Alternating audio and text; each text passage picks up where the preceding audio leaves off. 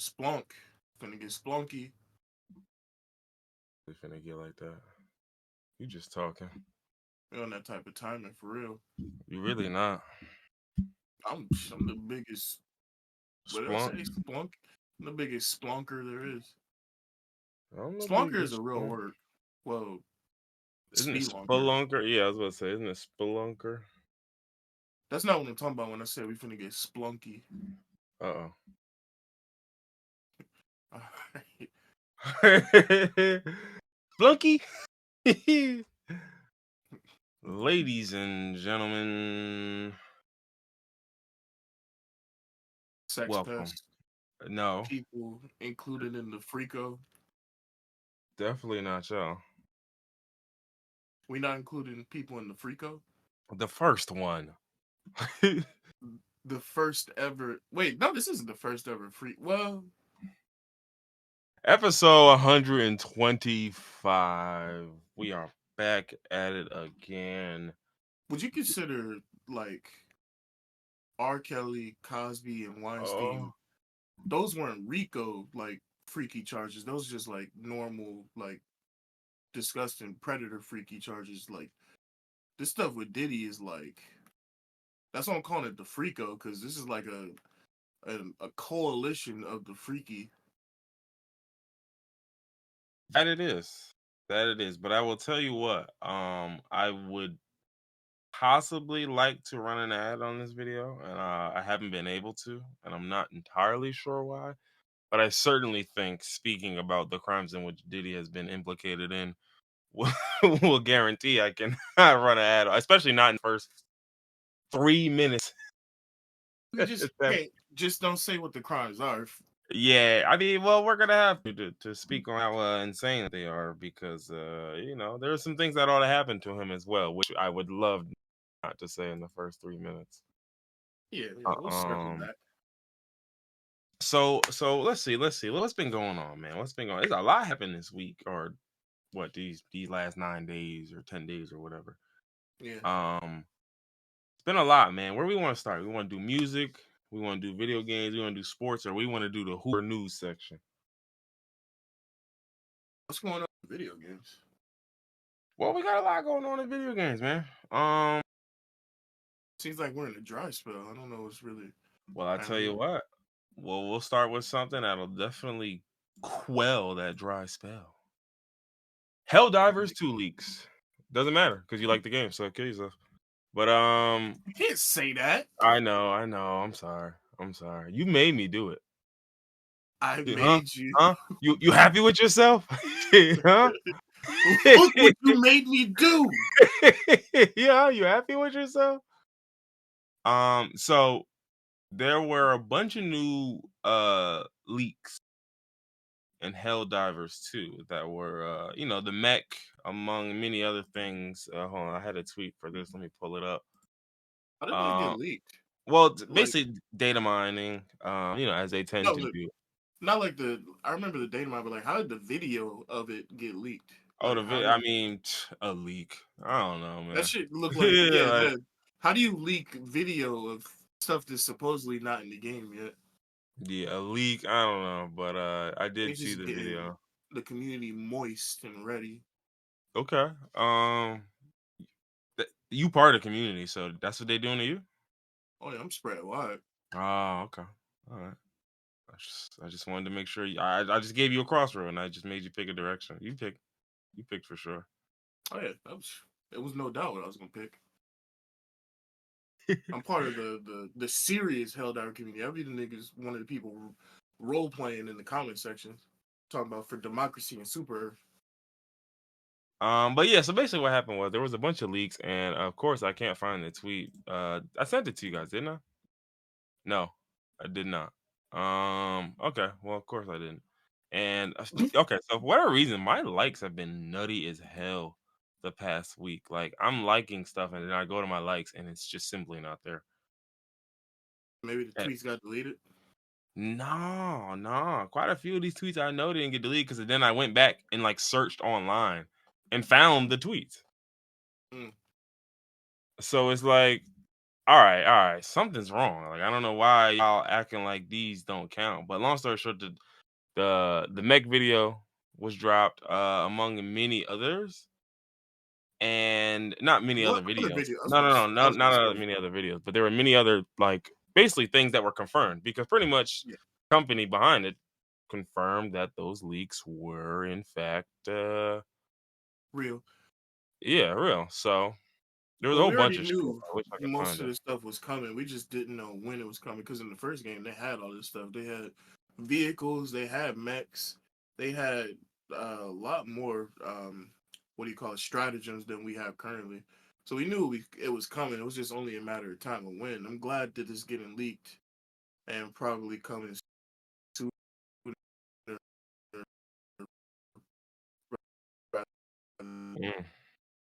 Mm, mm, my brother in Christ, you are breaking up crazy. That is quite the shame. But I like it so based off of how the trajectory of the game was going. The AI be like, nah, y'all doing too good. 2 tanks, 3 boomers, a hunter, and a smoker all at once. Sounds good. And this game has something like that, but I think it's on like a more grand scale. It's not like between levels. It's more as far as like the season of the game. Well, I guess I don't know if there's seasons, but like as far as the progression of the overall war in the game, because there's like a war, and we have different challenges that we're supposed to do every week. Like say the Terminids are invading the planet, and we got to push them back. So like if we're doing too well, then the game director would just be like, "Nah, throw some more Terminids in there." Like that literally just happened. Like we were winning the war for the automatons, and then out of nowhere we just lost Malevolent Creek, which is like the main world where people were fighting automatons.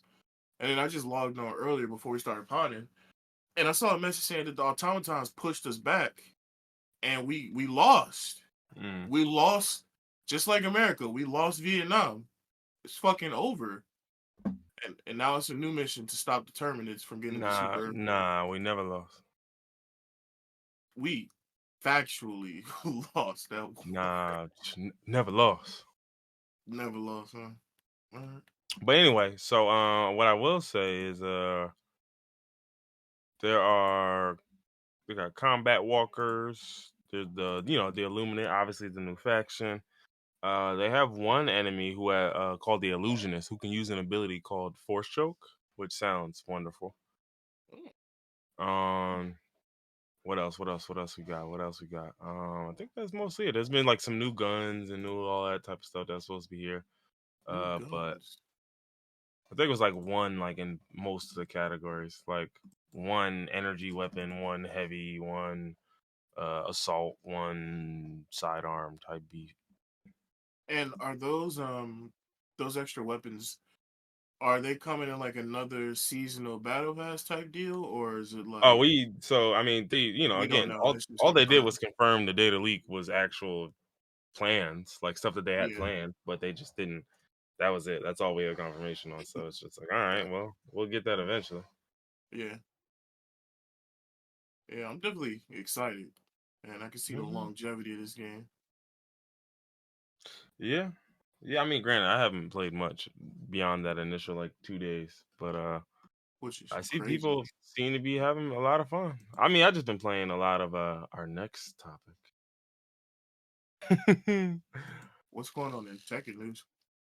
So Tekken, there has been a new patch. New patch. And so with Which the new patch, there has been a lot of discussion about plugging primarily, right? plugging? What's that? Plugging basically is just I forgot, I don't know what people used to call it, but when you just unplug your Ethernet cables until the game doesn't register it, and so you basically don't take a loss. You know what I That was mean? still a thing in Tekken.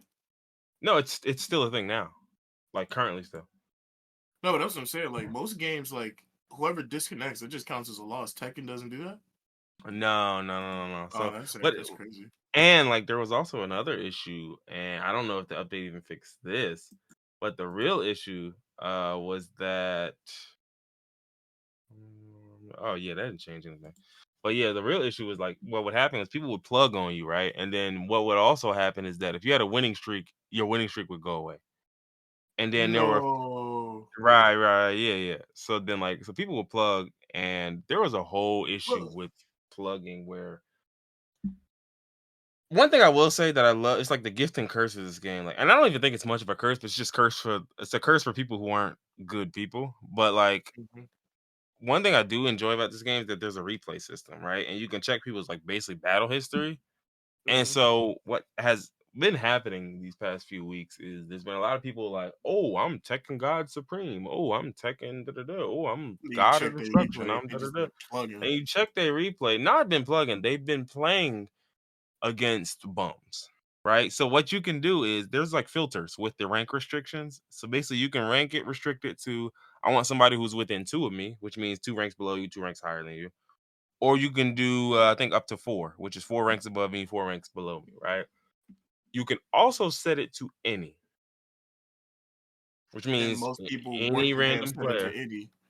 And so what's going to happen though, right, is this player is obviously decent enough to probably speed through the red ranks and probably get Mhm. to purple rank and so on and so forth. But obviously, once they get to that rank, they're not good enough to beat those guys. So what they'll Yeah. do is put it on any, and chances are when you're that high up, like think about it, if I'm in the top 20% of ranks and I put it on any, chances are I'm gonna run into a guy who's lower ranked than me. Yeah. So it's like they're doing that basically just to boost their pad day record and pad day stats. Like, oh yeah, I go crazy. I'm this, I'm that. It's like, buddy, you're playing guys who are 7 ranks below you. But Like can you still continue to rank up if you do that? Like if you're in red and I you're think not fighting people in red, does it even there's a rank you up? formula, but I think even like it's less, but the game doesn't It fully still counts as it a win, so yeah, it doesn't it just fully takes account for longer. it. Like I Yeah. seen one today where a guy was I think it was like Tekken God Supreme or something. Hold on, let me look at the ranks. Like I'll look at the ranks. I remember what it looked like.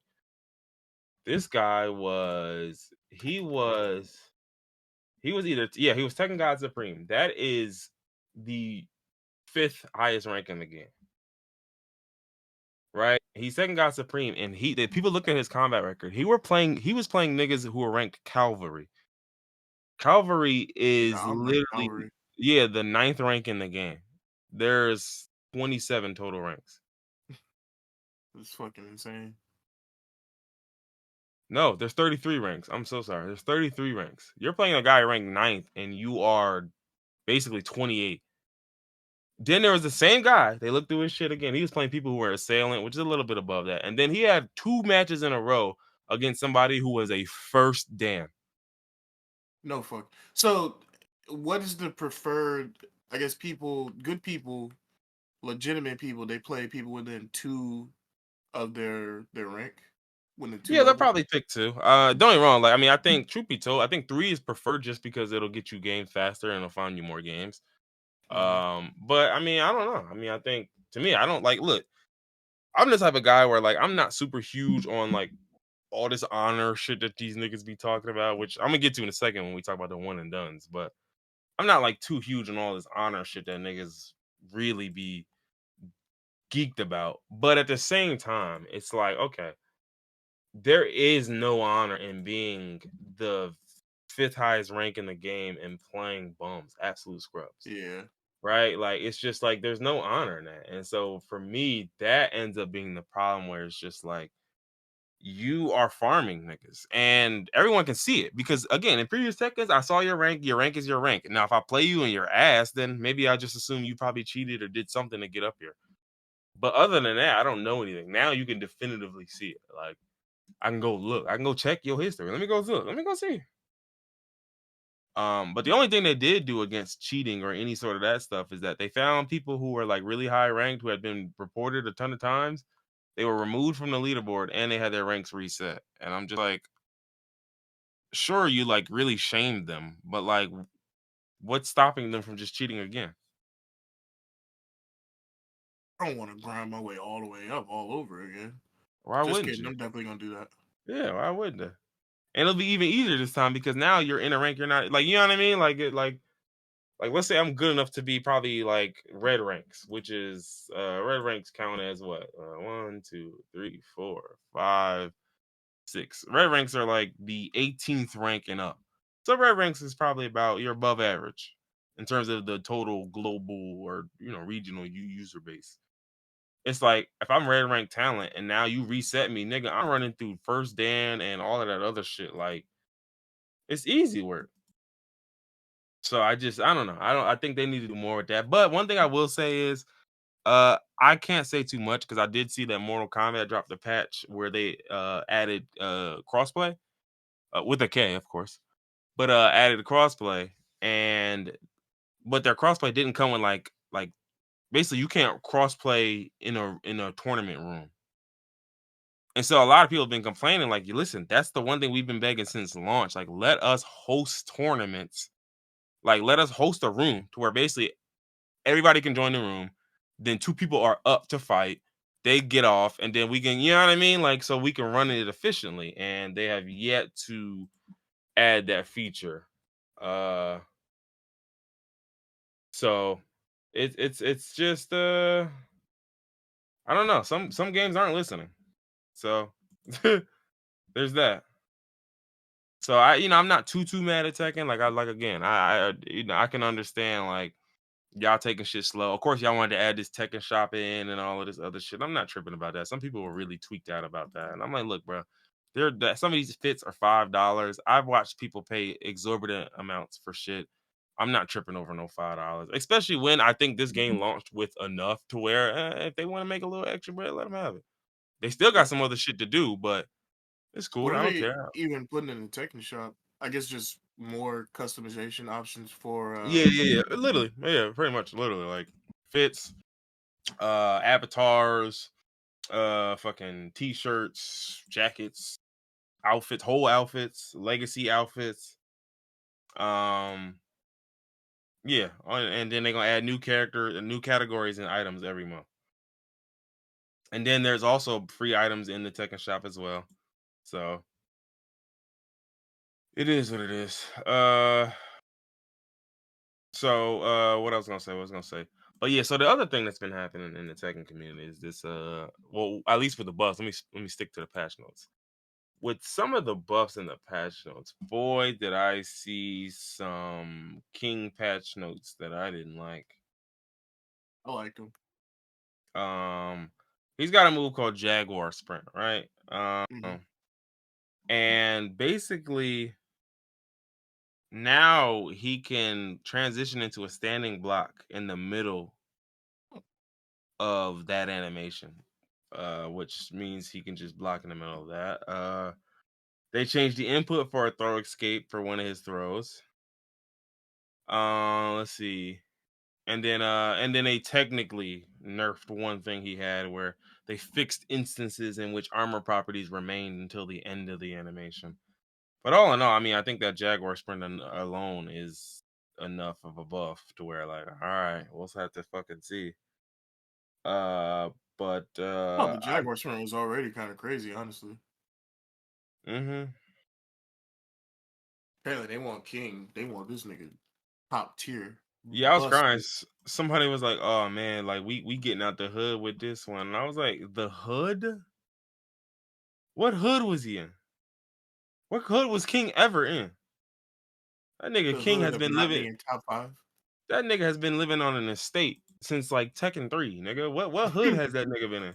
King is one of Tekken's favorite characters. That dude is Well, always what hood being is he picked. in? That nigga been left the hood for good. What else? They nerfed Yoshimitsu's No! yeah, that move, like I forgot what the name of the move is. It's like his fastest, it's literally it was literally the fastest move in the game, but they nerfed that. And it don't hit the same. I see they did a bunch of shit to Xiao Yu. I don't know what all this means in like practical terms.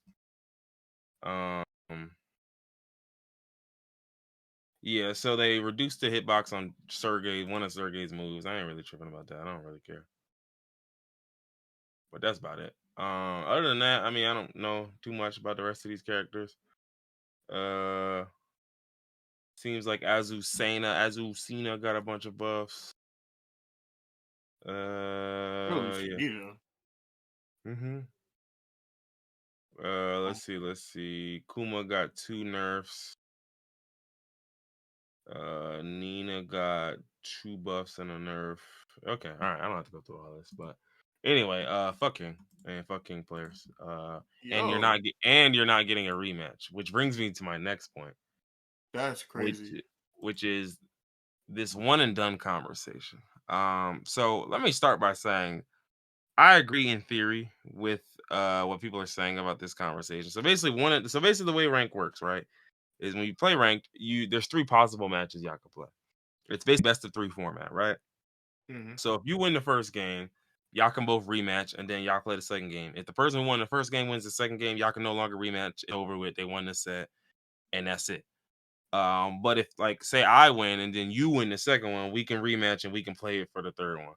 So there's been a lot of rumbling and talk online about basically people who are dishonorable, who will get a dub and not rematch you, or lose then get a dub and then not let you get your run back. Are you And mad? Did somebody not letting you beat their ass twice? I well, can listen, understand not getting a rematch if you won, but like you mad because you couldn't get a free easy win and beat this nigga ass twice. the only one that's non-negotiable for me is if I beat you and then you beat me, you better give me a You run back. gotta, yeah, you Yeah, you gotta. better give me a run because I've done that It's the only before. one. I've done Yeah. that before. I've had lost to a guy. He gave me my run back. All right, boom. I ran it back. I beat him. I'm gonna give him his run back. I'm not gonna run off. Listen, and in that instance, I won't give a King player a rematch. In that instance, I will. That's the only instance I will because it's like, you know what? Like it would. You're right. It would be nasty for me to lose the first one, get my lick back, and then not let you do nothing. Like and then just run away. That'd be nasty. Even though you're a King player and I think you're a hoe, that would be nasty. So I'm gonna give you your shit back. Niggas I'm hate, not. yo. I'm not. I absolutely am. Don't mistake it for anything else. I absolutely am hating. Please don't mistake this for objective analysis. It's hate. Hey, at least you admit it. No, Not enough no. people Listen, do that. I wish I could admit it harder. In fact, like it's like when it comes to him, Reynas, I do not like playing Reynas. I usually get on the run back though. Kings, I'm much more strict on. Like I don't like fighting against Kings at all. Who's the other nigga? Fang. Listen, I'm not gonna hold you. Since that nigga has been introduced, I have never known what to do with Fang. I don't want to fight that. I don't even want to fight you once, brother. I honestly would rather plug when I see you niggas. Like I've never plugged. I'm not going to plug. But when I see Fang players, I just want to plug. I don't want to play you. I don't want to lab this matchup neither. I want you out the game. I just don't want to battle you. But yeah, so there's been a lot of talk on one and done. Don't get me wrong. Like to me, my problem is I understand all y'all what y'all saying, and I agree with like 80% of it. But my whole thing is a lot of people were just like, yeah, but like, what if you like started rank and you only got 13 minutes because you got to pick up your elephant from elephant Oh, school please. and All the these fucking like half-ass yeah, shit. yeah, yeah, yeah. People have All been these what ifs. yeah, they've been coming up with a million different okay, well, what if you only got 8 minutes because your mom might pick you up to drop you off to the movies so you can see Top Gun? And it's like, bro, I don't care. Listen, if you not gonna rematch a nigga, just say it with your chest. Like whatever it is, just say it. Cause like my whole thing is look, and that's my stance. Like ultimately, nigga, this my game and this my Wi-Fi connection. If I want to play you once, I'm gonna play you once. If I want to plug in the middle playing, I'm gonna plug. Now, some of that shit is whole shit. But what I'm telling you is, it don't matter whether it's real shit, whole shit, somewhere in between. Because if this is my game and my Wi-Fi, I'm finna do it. So it's like that's my whole thing where I'm like, it's been like a week since this conversation started, and niggas is still, people defending the but and now I'm starting to get mad at the people because it's like, look, I'm with y'all. But now y'all just eating. Now y'all eating. Y'all doing too much. It's like now you doing way too much to where you just like, look, if you a nigga defending one and dones, then oh my God, bro. If I beat a nigga and he don't want to play me again, I don't think of that nigga ever again. Literally. What are we talking? Like, bro, why are you thinking of niggas who didn't fight you again? Like, if I beat a nigga ass once and he decide, nah, I'm good, I'm gonna head up out of here. I don't think no But less of this, that nigga.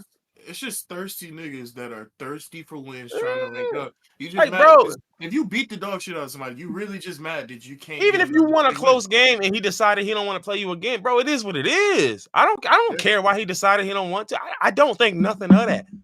I promise. I literally don't. I don't assign no values to it. I don't think it's. I don't think nothing of it. I don't think anything of it. I play you and it's a 2-3 and I just barely won on a round. Last second win. Ooh, that was a tight ass game. And you decided you done. He probably mad. He Yeah. probably mad.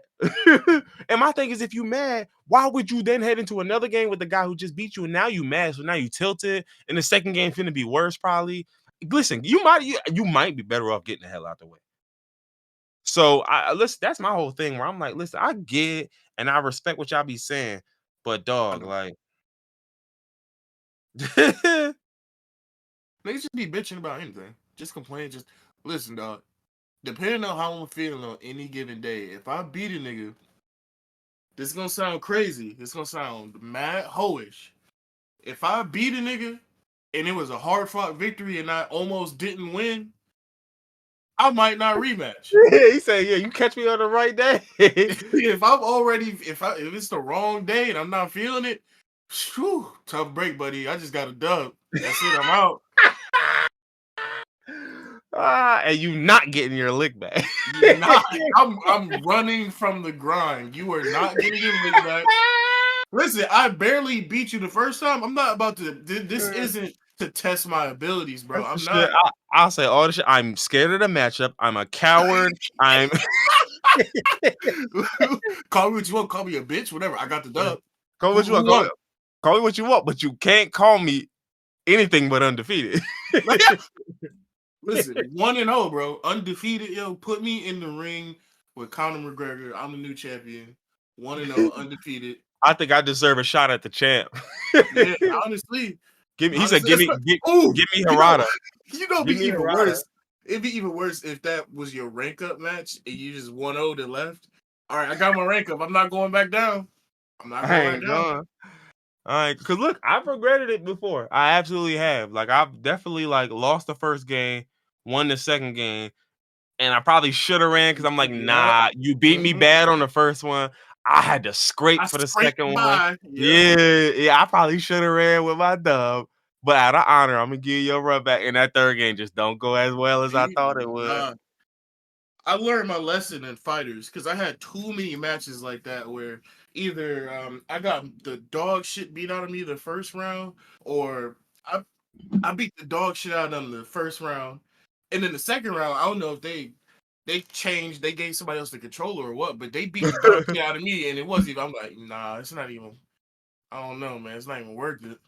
Yeah, where it's just nah. I think he figured me out. This went from a tie. This went from 1v1 to 1v2. Yeah. Nah. I'm not leaving on a 1-2 record. You won't. Nah. Nah, you got me. You got me, bro.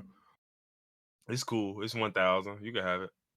This shit not even that deep to me. I don't know why you really nigga, you really trying, bro. Like, that's crazy, son. For real, yo. You acting like we the pros, yo. It's only we pink squares on fighters. Yeah, no, and that's the crazy part that became. Now, don't get me wrong. A lot of the niggas who are saying it, they again, and that's also the other part where it's like their ranked experience is probably an experience I can't speak to because I'm not in y'all ranks and I'm not close to y'all ranks. Like, nigga, I'm orange rank, barely fighting to get into red rank. These niggas are like, oh, let me look. These are the red ranks. Then it's purple ranks. Then it's blue ranks. And then it's Tekken King and all of that other shit. So it's like I'm watching niggas who blue ranks. Like, if I'm struggling to get into red and you're blue, like your experience with this game is gonna be different than mine because I'm at the cusp. I'm basically like where the gatekeepers is at. Like where it's like, all right, red ranks is where like from here on up is where niggas start to get serious. And I'm in orange, which is right below that. And it's like you could tell because every once in a while I'll play a red rank nigga and I'm like, golly, you woo. Okay. All right. Yeah. I can't even imagine the motherfuckers I be seeing online. I'm watching some of you niggas and I'm like, yeah, that guy's blue rank, huh? Okay. Yeah. All right. I feel like I mean, you play more Tekken than me, so you know better than me. Gauge my skill level. I would say I'm definitely not good, but I'm above average for sure. I think you get the orange rank. I think you get the same rank I'm at. Yeah, I feel like just from because like when we first played, when the day the game first came out, you was beating the dog shit out of me just because you know more Tekken than me, and like I was barely getting wins. When we played the other day, we was going like neck and neck. I feel like just from being in the lab for a day and a half with a few characters, and then also what really changed the game for me because before when we first started playing, I didn't know about changing the buttons around. So Mm-hmm. like I was trying to move my controller Oh all yeah, different Lord. sorts of crazy ways to get them crazy This nigga was combinations. So playing sideways. yeah, so once I figure out the button maps, and then I got L1 to whatever to square and circle or to triangle and X, and then I can start really like every character's got different inputs, but you can still, even if you don't know a character and we just going back and forth picking random characters, I got these buttons mapped. I could do a down forward whatever and see if it's gonna hit. I could do a down back whatever and see if it's gonna hit. And then eventually you just learn. Like you could just learn to get some combos together. Like the combos now, the pro combos, the shit that they be doing in blue rank is very difficult. But shit, I could easily do a combo that does 40% health at my skill level. Oh yeah. And that's one thing I will say is like I think that's just been the key difference I've seen. Because like mind you, I'm at orange ranks, about to get into red ranks, and I can tell you I probably lagged for like a total of 20 minutes. Like I Mhm. genuinely, I like remember when I was telling you like, oh, you can remove all the buttons. It's just rank. Like I was not bullshitting. I only play rank. I've been to practice mode like one time, and then I do the Yeah, practice in between the matches. But it's like that gets me to orange. Don't get me wrong. It's like one of the ones where it's like it's easy to just rely on my fundamental, da da da, all of that shit, and yeah. I pretty much sped right through all the way And up to here. that's one thing I like about Tekken. I keep seeing the joke that Tekken, the controls are so complex. It's the only fighting game where you can button mash and still do well and pull off combos because there's just so much shit that you can do. Like some characters have like over 100 plus moves. Like when I was learning Law, that nigga literally he dead ass has like 100 moves that he can do. And I just think it's funny that like even button mashing, you can still accidentally throw some shit together. Oh yeah. And one thing I've played guys who I played a Raven the other day. Who is red rank, by the way, which is again, this is what I mean when I say like shit First of all, like if a this. nigga's playing a character like Raven that's not nowhere near meta and he's red rank, he know what he doing more than likely. No, this is the funny thing. This is the funniest thing. I ran into this nigga, right? And Mhm. I don't know what his buttons were mapped to. It seemed like the only buttons he had on his controller were 1+2 and 3+4. And then like Oh, man. the D-pad. That was it. Like he didn't have singular punch buttons, singular Why kick. would you? Why He would was you even only doing have the special one? moves. Why would you And even have 1, 2, and 3, 4 mapped? Because those are the easiest ones. I need like 1 and 3 1-3, mapped yeah, one or three. Well, two and certain four. characters don't have those. Certain characters, like Sergey, doesn't have many of those. I think he only has like literally 1+3. His are Or all 1+2s and 3+4s. but see, why would you need to map that though? You could just that's easy. Just hitting X and circle or triangle and square. Like that's just a grab. Like that's easy. Shit, I'm having it. It's even easier when it's one button. But anyway, the whole Well, that's point true. is, But you main Sergey, like I don't really have a main. I just like to jump around from different characters. So I I map weird buttons. Like I map mhm, the yeah, 1, 2, 3 because some characters you got to hit all three. Like so, I map the weird buttons just so in case I'm on that weird character, then I can actually do something without having to press like super weird shit. yeah, So yeah, yeah. on normal characters, I could just hit 1 and 2 with my thumb because it's easy. Hmm. But yeah, so anyway, so I'm playing this Raven, right? He's red rank, and long story short, he's basically just using nothing but like his special moves and barely any jazz, barely any combos, just specials. Like, and he took the first game off me, and I was pissed off because I'm sitting there like, bro, this guy's not Shouldn't doing have lost anything. I should not have like he's not doing. I just don't know what Raven's options are. So like I'm like learning them real time. Like so I'm just like, all right, well I guess this fucking shadow teleport shit I can't hit, or this move where like every time I go to hit him, he would just teleport behind himself and then run at me or then like dash at me with a lunge. And I'm just like, bro, well, how the fuck do I stop? And then again, we play the second game. I beat him the second game. All right, we get to the third game. I crack his ass the third game. And then it's just like, again, but this is what I mean when I say, if you are just like what you were saying, when you play a character like Raven, because he's not a character a lot of people play, nobody's labbing that nigga. Nobody's labbing this I don't matchup. know what he's You don't capable of. you don't have a lot of practical experience, so I can speed through the red rank because niggas don't have no fucking clue what buttons these are. Or I can just keep it simple where I'm just nigga, every mix up is a 50-50. I ain't doing nothing special. So Yeah. it's just like you could definitely see it with certain niggas. You know what I mean? Like with certain characters and even like Pauls. Like this Pauls you'll see every once in a while who'll go crying crazy. It's just I suck with Paul. And I like him as a character, but there's nothing I could do with him unless I like actually take the time to try and learn his combos and get in the lab with him. I can't put nothing together with him. yeah, no, I can't either. I don't know how to use that nigga for real, for real. Like I've tried. Like I there's certain characters I try and I could put basic rudimentary shit together. He's not one of those niggas. Especially combo At wise, all. juggle wise. I can poke with him well, but like again, fundamental. I can play fundamental Tekken, but I can do that with any character. But I don't know what your options are. I don't know your combo routes and shit. I have no clue. Yeah. I might get back in. I might play some Tekken a little bit more seriously now that Helldivers is starting to dry up. I try. Because I mean,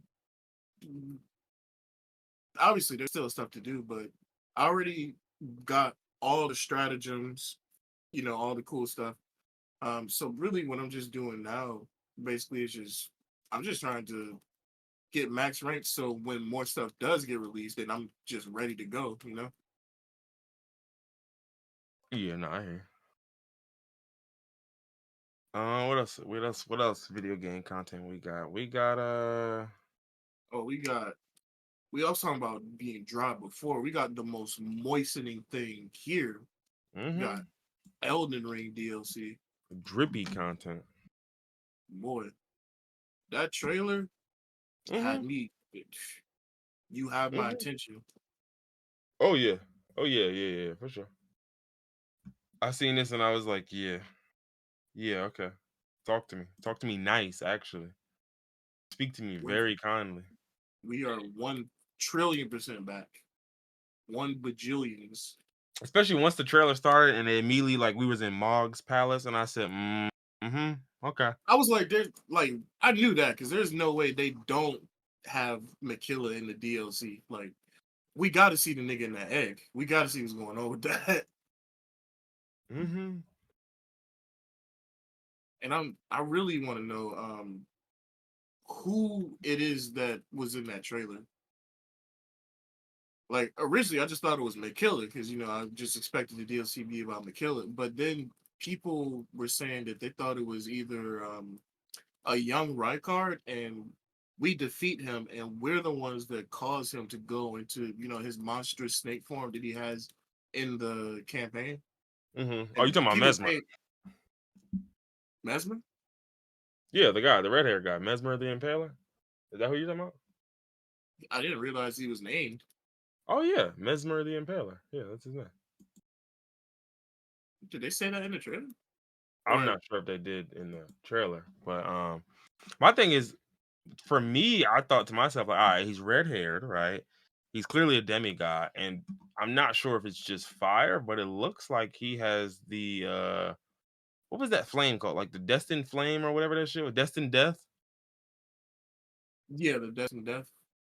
So I'm just thinking to myself, like, is his arc like almost like the Lucifer arc? Like you was like one of like a bastard child, so you got banished. Well, that wouldn't be fully Lucifer, but you was a bastard child because that's what I'm thinking. Like you were either bastard child or like because I know in the main story they did a lot of opposites, right? Like they did a lot of like America and what's his fucking Radica. name? Yeah, Radagon, the Morgott versus why am I forgetting everybody's name? Because the game came out a Yeah, year, like yeah, more like than 2 years almost ago. 2 years Yeah, ago. yeah. But yeah, But so that's why I I know what think you mean though, because there's like the omens. who are also demigods, but they're deformed because of their horns. And then you have the actual demigods that are not subjugated to being sewer people. Yeah. So like Mog is a omen, and then who was the dude at the castle? Um, who's that? Not God, Godwin. not Godfrey. No, Godfrey was the lion dude Yeah, and he right. was the You said the first dude at the Elden Lord. castle. What dude at the castle? The first castle. Not Godfrey, Godwin, not Godwin. Godric. Godric. Yeah, Wait, yeah, yeah. wait, was Godric an omen? He was Godric the grafted, but did he have? No, he didn't have horns. The dude, once you get to the real castle, the dude with the fire sword. Mm-hmm. What is it? Is that Morgott? Yeah, it's Morgott. I think Yeah, yeah. Morgott is the other omen brother. But yeah, like you're saying with the parallels. Yeah, so that's one thing I'm just thinking to myself, like maybe that is it. And then also there's a couple other different things, right? Because like they could go a lot of couple of different ways with this. Like it could have been something like this was America's son, maybe before she got married to Godfrey, and I guess when Godfrey came along, he was like, "Well, that ain't my nigga."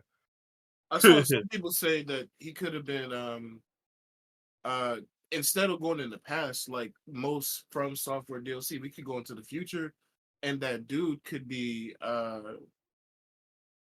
what's his name? Fuck Rykard's son in the future because remember uh the girl was pregnant and was eating his head after we kill him and then come back and she was eating him and she was pregnant. Because Hmm. he's got the red hair just like Rykard. He's got fucking snake eyes.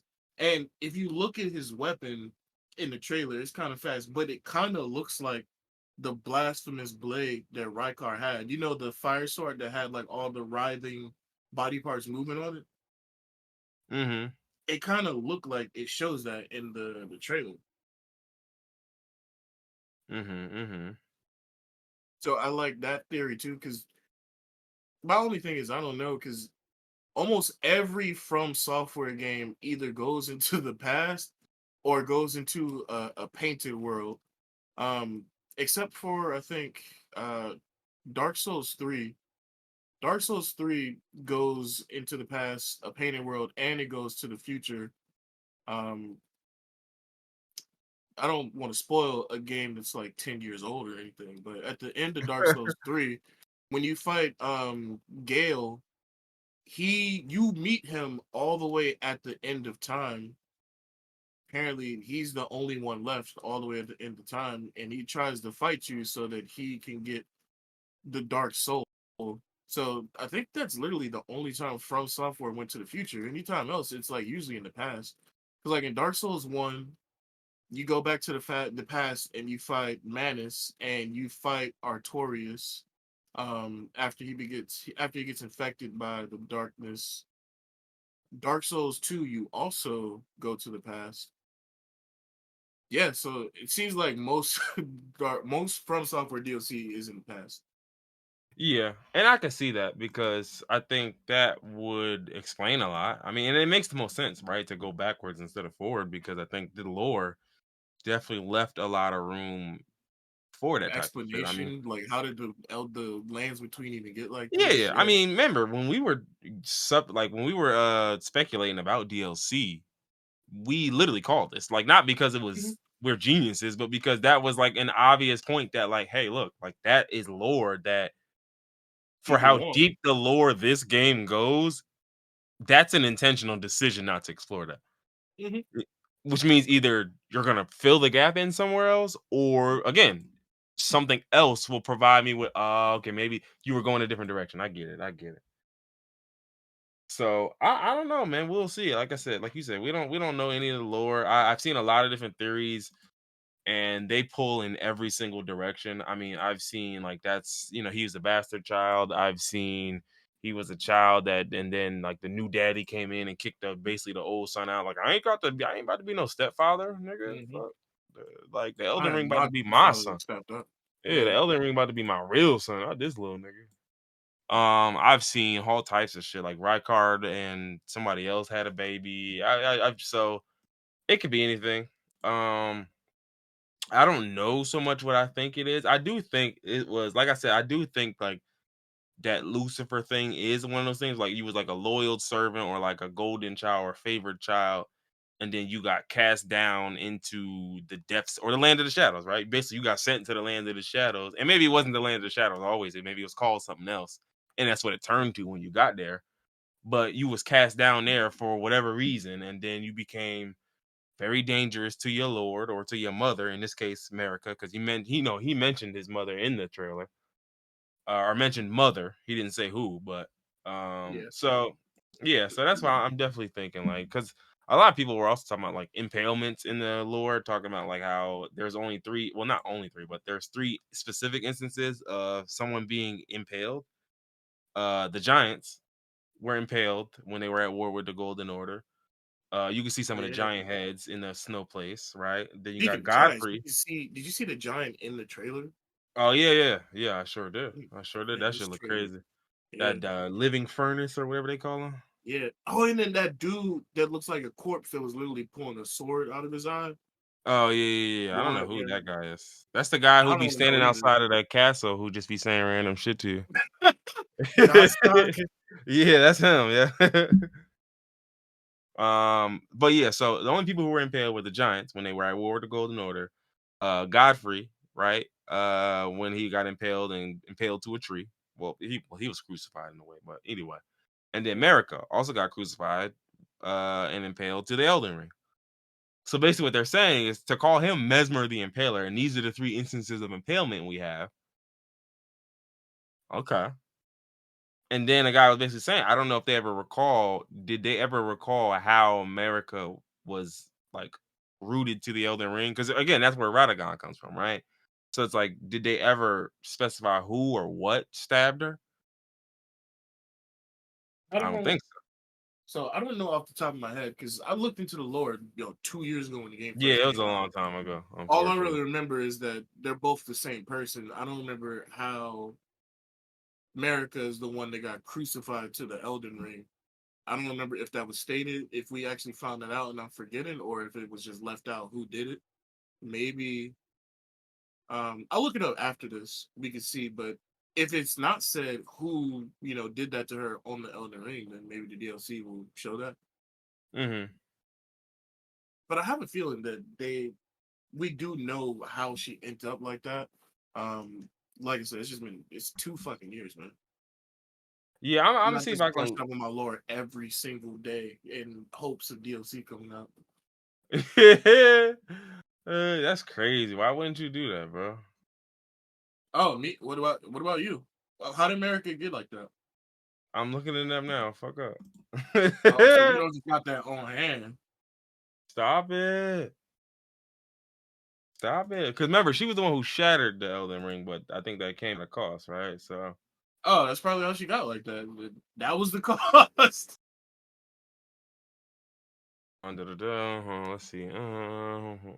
That big gelatinous star slug creature, I guess God, for her shattering the Elden Ring, he used her to repair it and hold it in place. Because you know what I'm also thinking, right? With Radagon, Radagon has red hair, right? Hmm. And they never tell us how he got this red hair. Or like we know he's Queen America's consort and a warrior, da da da, but we don't really like we know he led a bunch of armies and shit like that. But we don't know anything else. Like that was Renala kid, right? Like so we know that, but we don't know nothing else. So that's why I'm thinking like maybe this Mesmer nigga is just somebody kid that niggas ain't want to claim their kid. It's a bunch of deadbeats in these games. Yeah, I mean that's not just the game. It's a bunch of deadbeats in like mythology. Gods just don't be claiming their kids. Oh yeah, they don't be doing shit for real. He said, "Nah, I'm good off of that. Y'all be easy though." I am trying to figure out though, like, yeah, Radagon and Renala, and then who did Radon come from? That he's the child of them. What's his name? Radagon and Renala. Where did wait? I thought that was Ronnie. I guess they both came from them. Renala has 3 kids with Radagon. That is Ronnie, Radon, and Rykard. Where did okay, so that does okay, Rykard did come from there. Okay, so where did there's somebody else that I was thinking about. Ronnie the doll came from them. Where did Makilla and Sword Slash Lady, Scarlet Rot Lady come from? I forgot. Can't believe I forgot her name. Melania. Where Millennia. did they come from? I don't know. I forgot actually. I think they're the kids of I want to say Godfrey and And America. yeah, I want to say them too. I Now, want to was that say before or after she got crucified? she's a twin of Mikola. Let me see. Who are pops? Like who are family? Yo, come on. Yo, she don't got no family members, bro. Uh, shit. I don't know. I think you're right. I She think it's just oh, she was a child of Queen America and Radagon. Okay, so wait. So America and Radagon had kids, and then Radagon had kids with Renala. That's Radon, Rykard, oh, and all of them. Yeah, America's kids with so then they're not demigods. They're just gods. Mikola and Melania are gods because America and Radagon had them. And then Radagon got with Renala and had Radon, Ronnie, and Rykard. no, she is a demigod. You just said America and Radagon. Radagon. Yeah, yeah, they were They're the same Radagon. person. And Radagon so was it's the like, Elden Lord. Well, I mean, yeah, they're the same person. So, I mean, if your mother was a god, wouldn't that make you a god, or at least a demigod? no, that's what I'm saying. So Melania and Nicola are like just straight up gods since they came from America slash uh Radagon. But Well, Radon, they list them as Ronnie, demigods, but yeah, I get what you're saying. you said wait, what? They list them as demigods, but I get what you're saying. Oh, okay. Well, I mean, I'm just splitting hairs. I was just trying to like for my own mental, my Yeah, own I mean, mental. don't get me wrong, Radon would still be considered a demigod too, because like you said, it's like nigga, Renala was. I don't think Renala was a demigod, but Radagon was. Or Radagon was a god, so it didn't matter. Yeah, So no, that's what I'm saying. So Radon, Ronnie, and Rykar are demigods because they come from Renala, who's just a sorcerer, and Radagon. But Mikola and Melania are just straight up gods because they just come from Radagon slash America. yeah, and like that's perfect example is Godric, like the first nigga you fight with all the arms and shit. Like his lineage traces back to America and Godwin, but The first Elden Lord. yeah, but we don't actually know who's, you know what I mean? Like we know he's a Yeah. demigod and we know that's like y'all fam, but we don't know whose kids you are. Mm-hmm. And then we also know Malekith is just America's half brother, which is also like, well, who the fuck gave birth to y'all? Yeah.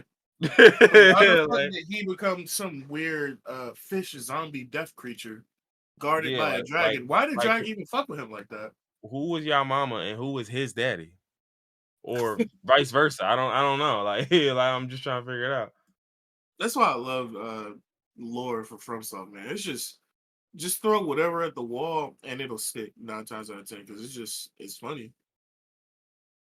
Yeah, so we'll see, man. Mesmer looked crazy. That living furnace looked crazy. I mean, I was erect watching that trailer. Oh yeah, I watched it full with the on sound. full Once, attention. yo, nah, what it was is, do you remember the part where they were showing the new weapons with like the crossbow and all of that? And then they Oh, and that showed, nigga, the nigga kicking, yo, nigga did yeah. a Liu Kang bicycle kick, dog. This nigga spent Nigga, all his meter on some bicycle kicks. Oh yeah, I need dog. those. I Hand need to hand those, combat in Elden Ring. I need that bro. Please now. give me the kicks, I beg of you. Yeah, But yeah, man, this is gonna be nuts. I've yeah, it's gonna be fucking stupid. This is gonna be silly as shit, and I'm with it. I yeah. want all of the smoke. Don't nobody expect to hear from me for the entire. Uh, I'm not gonna say the entire month of June. I'll say June, July, August, maybe September as well. That's I shit. just don't expect to hear. Nigga cashing in all his PTO. I'm definitely not going to work the day it comes out. Let's see what else we got. We got the NCAA stuff, but we can skip over that. For those who don't know, NCAA football is back. The players are being asked to opt in. Only thing I'm curious about is seeing like what y'all get. Like, so say for example, say 30% of players opt in. Like, are y'all gonna show some names and then the rest of them are gonna be wide receiver 82? Because I think that's stupid and that's weird. So I'm I feel almost like confused as that's how they have to do it if everybody doesn't opt in. true, but that's why like I would much rather y'all just use like NIL's name, image, and likeness. I would much rather y'all just use IL and keep their names out of it. Like if Mhm. you're gonna use their image and their likeness, and if they sign on for that, they sign on for that. If they don't, they don't. So like for example, I can go to Ohio State and Marvin Harrison name ain't gonna be in the game because I don't necessarily need your name. Because my thing is, like I said, if I get names for some but not for the other, it's just gonna be weird to me personally. That doesn't make sense to me. Like I'm looking through the receivers, I'm like, oh, I got Malik Neighbors, and then wide receiver 18, wide receiver 86. Like what? That's weird. That's weird as hell. So I think like But you're better off. who am I going to even? I don't even know who to throw to. Like, am I just supposed to memorize everybody's name and number? Well, I mean, again, off of the number, I mean, shit. Well, you'll know who to throw to when you see him on your depth chart. But but it's like, yeah, I'd rather we do numbers because that's how the old NCAA's were. And even though you knew who the players were, like you knew, oh, that's RG3. Oh, that's that's Noel Devine. Like, oh, that's Geno Smith. Like, oh, that's Pat White. Like you knew who these players were. It was QB7. He a star player. I know who that is. I watched football in real life. I see who it is. Like. But my thing is, I'm cool with like take the name off because I think with the names you get weird, right? And just do image and likeness. So if a player want to sign on and get his face scanned and actually put his likeness in the game, he can do that. But if he don't, then we'll just give you some generic face that we came up with for NCAA, right? Like I'm fine with Yeah, that, and then paying them for that. But I think the name will be weird because I just got to see how they play it. Like maybe they only use a few names, like maybe they only use certain big names, maybe they only use it for like a story mode or something. I don't know. We'll see. But that's the only thing I'm really curious about how they gonna do that part. kind of agree. Like, if we do the image and likeness, but at the same time, though, like if I don't know because our I would assume the payment that they're getting for this doesn't really matter for like the superstars, like Reef was saying. They're already getting the bag from endorsements and they're already going to the league. So their name is already out there. People already know their name. So it's not like anybody that opts in for this and get a player is gonna get brand recognition and like, oh shit, who's that random linebacker right there? And then they see the name on the jersey and they look him up and hit him up. I would assume anybody who's anybody already has their face out there and people already know who it is. So do the names even matter at this point? The only thing that matters is payment, right? Right. And one thing I will say though, just one wrinkle to that is that I mostly agree with that, but I do think there is a world where the game comes out, people start playing the game, and then niggas are like, "Yo, linebacker number 56 on pick this random team, that nigga be hitting like a truck."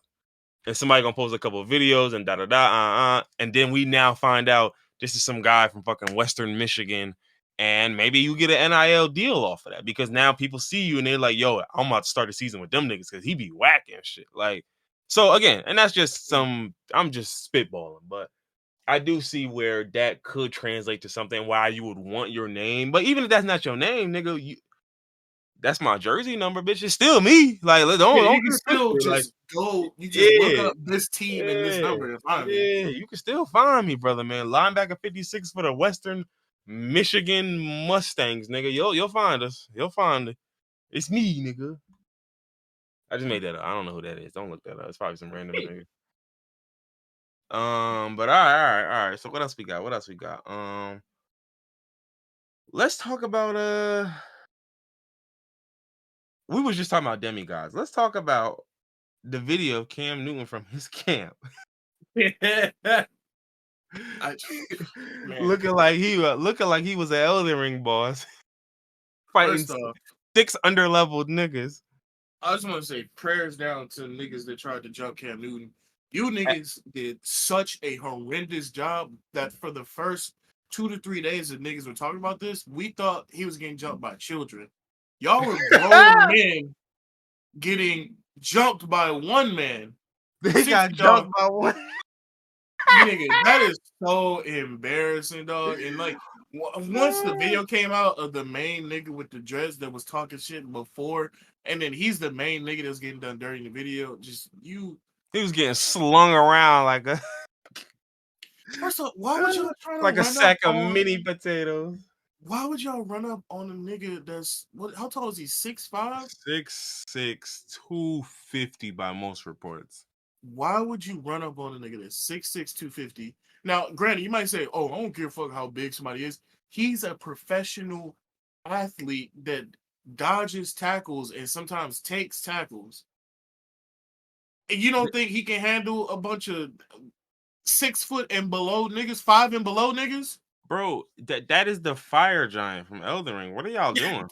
To y'all, that nigga, what did Uzi say? Stand on money now, 6'6"? I don't know what height he was after he stood on his money, but he probably was still a nigga that Cam could take down. Like, you niggas are like, I didn't even take my time to look into the whole situation because it was just gonna annoy me. Like, why do y'all go to this camp? The where this man audacity is of niggas trying to help y'all, and what are the grown niggas even mad about? I thought this was a camp for kids. Oh, trust me, brother. Like, I don't know if you've ever seen like these videos, like Destroying is some other dude who does these videos where they do these little camps and shit. I see a lot of things that there's been these videos like for a long time watching of kids playing basketball, right? I'm gonna switch topics for a second and come back to it. And kids playing basketball, right? And it's a bunch of kids playing AAU basketball, and you got kids dribbling the ball 87 times before they take a shot. You got kids talking hella shit, like getting in niggas' faces, doing gun animations, all this extra shit. You got kids barking at the refs. I'm talking sixth graders, like 12-year-olds, nigga, like 11-year-olds, like playing the game the wrong way, right? So we've been seeing a lot of those videos through the AAU videos, and I think in football, that's what we're seeing now at some of these camps, where we're seeing those same type of videos of kids running routes, and I'm a DB and I'm holding you the whole fucking route, and then the pass is a bad pass, and then I'm talking hella shit, getting in your face, and it's like in a game that gets called. Why is there no coaching taking place here? Why are you like? Because this kid then thinks he can get away with that. Because let's be real here. I don't care about none of the fundamentals, none of that other shit. It ain't no feeling better than you quote unquote locking somebody up and everybody on your dick about it. It's like it's no better feeling than that. So these niggas are gonna look at it like, well, this is just gonna reinforce bad behavior. And then we see exactly that. So it's just like a lot of these camps, honestly, are not what they used to be. And I think I want a lot more black folks to be involved in this, but I think that and when I say we, this is the only critique I have of Cam in this situation. I think we have to expect and demand more from the people who participate in these camps. And I think that falls primarily on Cam Newton, but of course it still falls on everybody who shows up because some of y'all are grown ass men and women. Yeah. And it's like, so my thing with Cam, because it's like Peyton Manning and Eli Manning do a camp, right? Their camp is a lot more prestigious. The kids that like the ones go here, like it don't be nobody. But my whole point is, you wouldn't dare have these type of conversations at Peyton and Eli camp. Like you getting sent home for that. This ain't a game, nigga. Like you not about to come to Peyton and Eli camp doing that funny money shit. And I think there's nothing stopping Cam Newton from doing that, except there's just video after video of him jawing with the kids, going back and forth with these kids, talking shit. I'm talking about kids were disrespecting Cam Newton to his face. You've seen the videos. I'm sure you have. Yeah. Of these kids just, nigga, you was wise, nigga. You wasn't even like that, nigga. You couldn't even win a Super Bowl, nigga. Again, a 16-year-old who don't got shit on his jacket is telling an MVP and a Super Bowl runner-up, and man, you ain't did shit, nigga. I agree. When you said that's the only thing you can really fault Cam for, like, why are you putting up with this? Why are you even going back and forth with a 16-year-old? Send that nigga home. Yeah, absolutely. Like at that point, like where you like? Because I remember even Cam even did it, but he just did it as a gotcha instead of a serious ask. Like he's like, "Where your dad at? Where your dad at though? I'm not gonna talk to you. I'm done talking to you. Where your father at? right? And I get the whole point of what he was getting at, like basically, like I don't talk to little boys, nigga. Where your dad at? He probably ain't even around, right? Like he was cooking you. Like I know what he was doing. I know exactly what he was doing. I know what you are. Like I see what he It's was just doing, but I would I have feel wished, like like, all it's right, the well maybe your mom dropped you off. Actually, but seriously though, talk to whoever dropped him off and tell me, hey, look, this nigga will not show up here again and keep coming here if he keep drawing and talking and doing all this extra shit when it's like you're not here for that. You're not here to get into a shouting match with Cam Newton, you suck ass nigga. You ought to be putting your head down and running your fucking dig route. That's that's it. what I don't even understand. Like you niggas, like this is your opportunity. You were Well, in a this camp. is this is a opportunity, and some people are taking it to talk shit. Some people are taking it to I don't actually play. understand. Again, it's the cloud economy. Some people look fuck the football. I'm trading in that for clout. I ain't here to get better at ball. I don't even really care about ball like that. I'm just I'm here because it's a And then chance. Like, another thing I was about to say, you brought up the Mannings and their shit before. Like, I'll never shit on black people, but I just sometimes it just feels like damn, just black people really lost. Cause like I'll never be the one to say, oh, black people, you gotta act a certain way to impress white people. You don't want to be acting like that in front of all these good white people, but at the same time, like the white kids that go to the other camps for white quarterbacks, they don't act like this, and it starts at home. well, Obviously, yeah, yeah, and that's why I say like, but this goes both ways because obviously I'm putting a lot. Look, I'm putting a lot on Cam only because I've just seen Cam feed into it too much. yeah, Like, had I never seen him feed into it, then I would put this probably on the children and they family households and all of that type of shit. But it's like I've watched Cam feed into it to where it's like, bro, don't let no 16-year-old goad you into this. Don't let no 16-year-old like you was gonna ignore him, but I gotta give he it to just him now. kept going. Yeah, he just I gotta say something now. it's like dog, like I like, and that's my only thing. Like again, I think he handled himself the way he was supposed to handle himself. The fact that this nigga's witch's brew hat never toppled, never Which is faltered, brew that. bro. He got the damn Halloween hat on. That shit never shaked. It never moved. It's like dog. Like this is insane to me that a nigga could fight 6 niggas and a hat don't come off his head.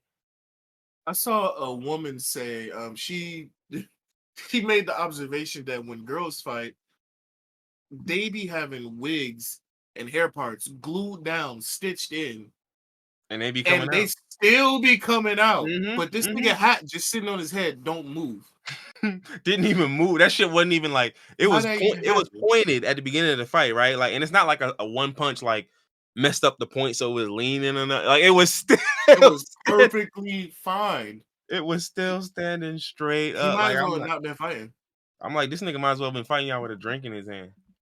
Literally, he literally shit. He might have had one. We just didn't see it. You know what it was? The drink was the one nigga they was holding on to while he was spinning around, pushing their mask out of the way. He was basically fighting on one arm because he was grabbing the one dude. Yeah, yeah. And like, And then once man, he got punched, that's when he slung the dude like, all right, it's time to yep, get serious. Like yeah, it's time to get exactly. serious because y'all tweak. But that's what I say. You could tell like he was just trying to hold niggas off for the first time. Like, yo, y'all shot out, y'all tripping, yo, chill. Chill. Then he got swung like, oh, okay, all right. Let me toss him to the side, ragdoll him. Yo, what's up? What we doing? And that's why I'm like, look, y'all just be glad Cam Newton ain't doing nothing but grabbing. Just Mhm. be glad because if he starts throwing them and it's really like that and y'all really want what y'all want, then oh man, I'm telling you First that's off, first off, you're already insane for trying to attack an NFL insane. player. Think Insane. about Insane. all the take size apart. Get rid of size. It doesn't matter how big he is. Think about all the NFL players that have gone crazy and unalive people because they have some sort of CTE or mental illness after the league. Mm-hmm. That nigga, who is way bigger and way stronger than you, could have easily punched you in the face and caved in your orbital socket. Minimum effort. I feel like niggas just people don't think nowadays. Yeah, people don't. And then the worst part was them getting on somebody pod or somebody show after that and then woofing about this whole shit. And I'm just like, yo, I can't believe y'all. Because they were saying that, well, Cam Newton, he do his talking like he do and da da da. And I'm like, look, dog, like, I think the problem here is Cam Newton talk, y'all talk. But the problem is somebody always got to take it further than where it's at. Mm-hmm. And I don't believe in this situation that was Cam Newton because if that was Cam Newton, I feel like once y'all attacked him, he would have swung on y'all for real. Yeah. Because if I wanted that react, like if I was ratcheting up, like, all right, I'm escalating this, nigga. Let's take it to the next level. Because you just doing a lot of chatting. So let's just really take it to the next level. I If want he to fight. really wanted to be like, all right, then square it. He would have Right. said that and put his hands up. Or even if he don't say that, Y'all niggas attacked let's him. let's just say he said something that he knew would make y'all attack him. Think about it. Once I say that, and now I'm getting attacked by 6 niggas, I'm gonna start throwing punches. true or false, I should be allowed to let these bombs off. It's I should, 1000% true. I should be allowed to let these missiles fly. Like, so if that's what he was in this for, buddy, we would have saw that on tape. Because somebody would have went to sleep. We would have saw that. I promise you, we would have witnessed that. Because if all he wanted, or not all he wanted, but if at that moment he was like, look, I don't want to talk, I want to scrap. What's up? Oh, you still talking? No, I want to fight. All right, let me see. Let me say something that's gonna make him stop talking and fight me instead. If I said that and then y'all did all this, and buddy, I would not have been just holding your collar, smiling at you and shit. Yeah. I would have been doing you bad, horrendous. If you trying to fight somebody and he's holding you off single-handedly and smiling, you already know you lost, bro. Yeah, and he Why are won't you punch smiling, you. bro? He just like, yo, y'all shot out. Like, y'all tripping. But yeah, listen, Cam Newton, listen, all I ask is that y'all shut this shit down. Y'all got to get more coaches, more associates, more program manager, people in the middle between Cam Newton and the kids that are like, hey, listen, get some coaches. Do y'all like? I know. Listen, you fought some of the coaches, so I understand those coaches are maybe not the niggas you're looking for.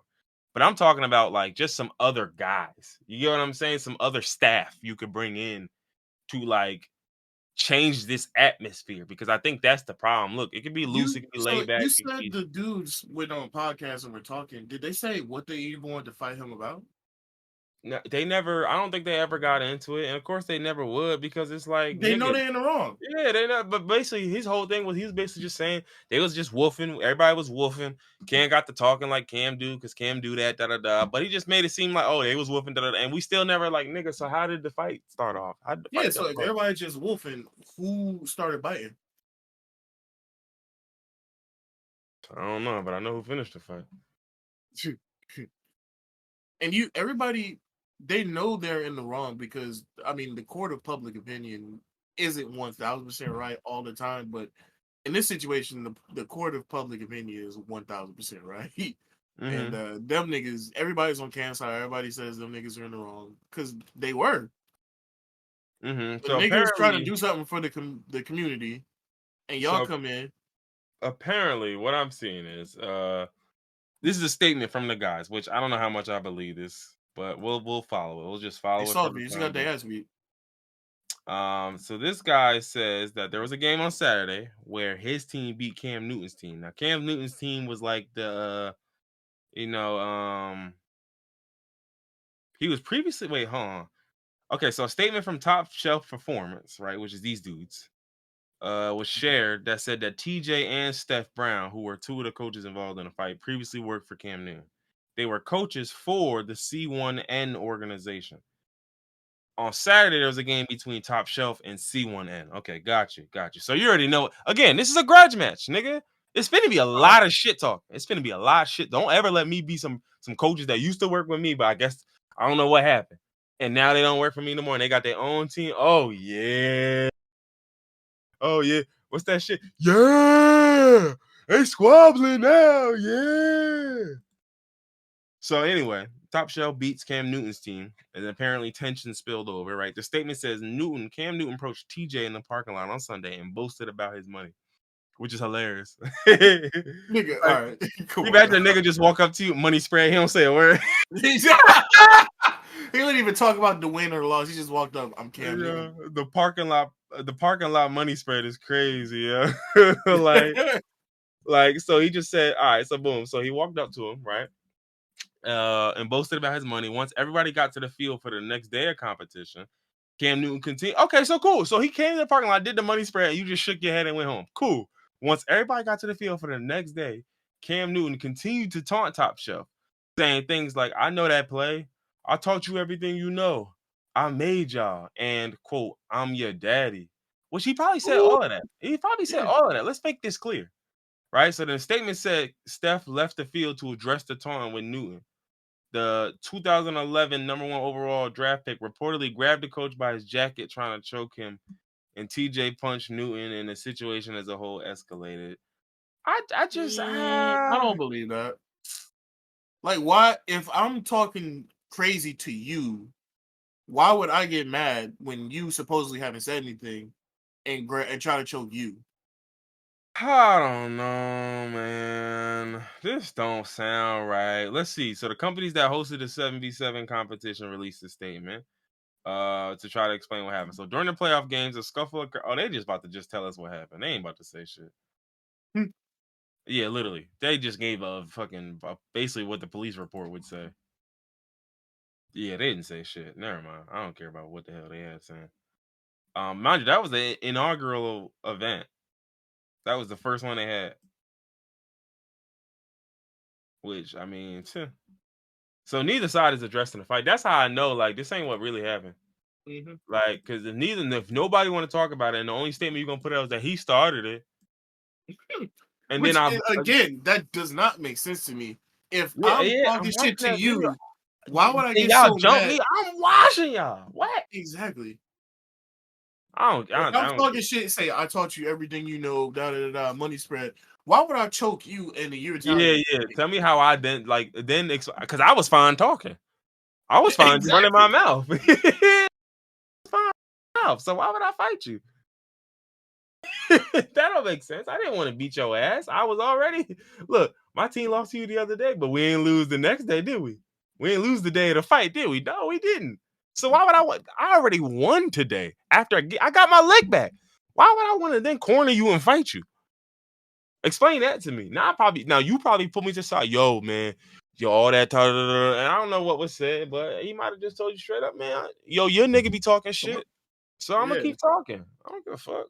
He won last time and he was talking all the shit in the world. Now my nigga's about to get a nah. We on that type of time. Fuck you talking about? It's a grudge match, ho. See, it's like we was just talking about with Tekken, yo. He got the first one, was talking shit. I got the second one, talking shit. Now niggas mad. Now y'all don't want to do the third one. Y'all don't want to do the rematch. Now y'all want to swat y'all me. fight. Now they want to swat me. See? Let's see what else. So I see we got a few other things. I think there's 3 other things that I think we need to cover. One is from the Hooper news section.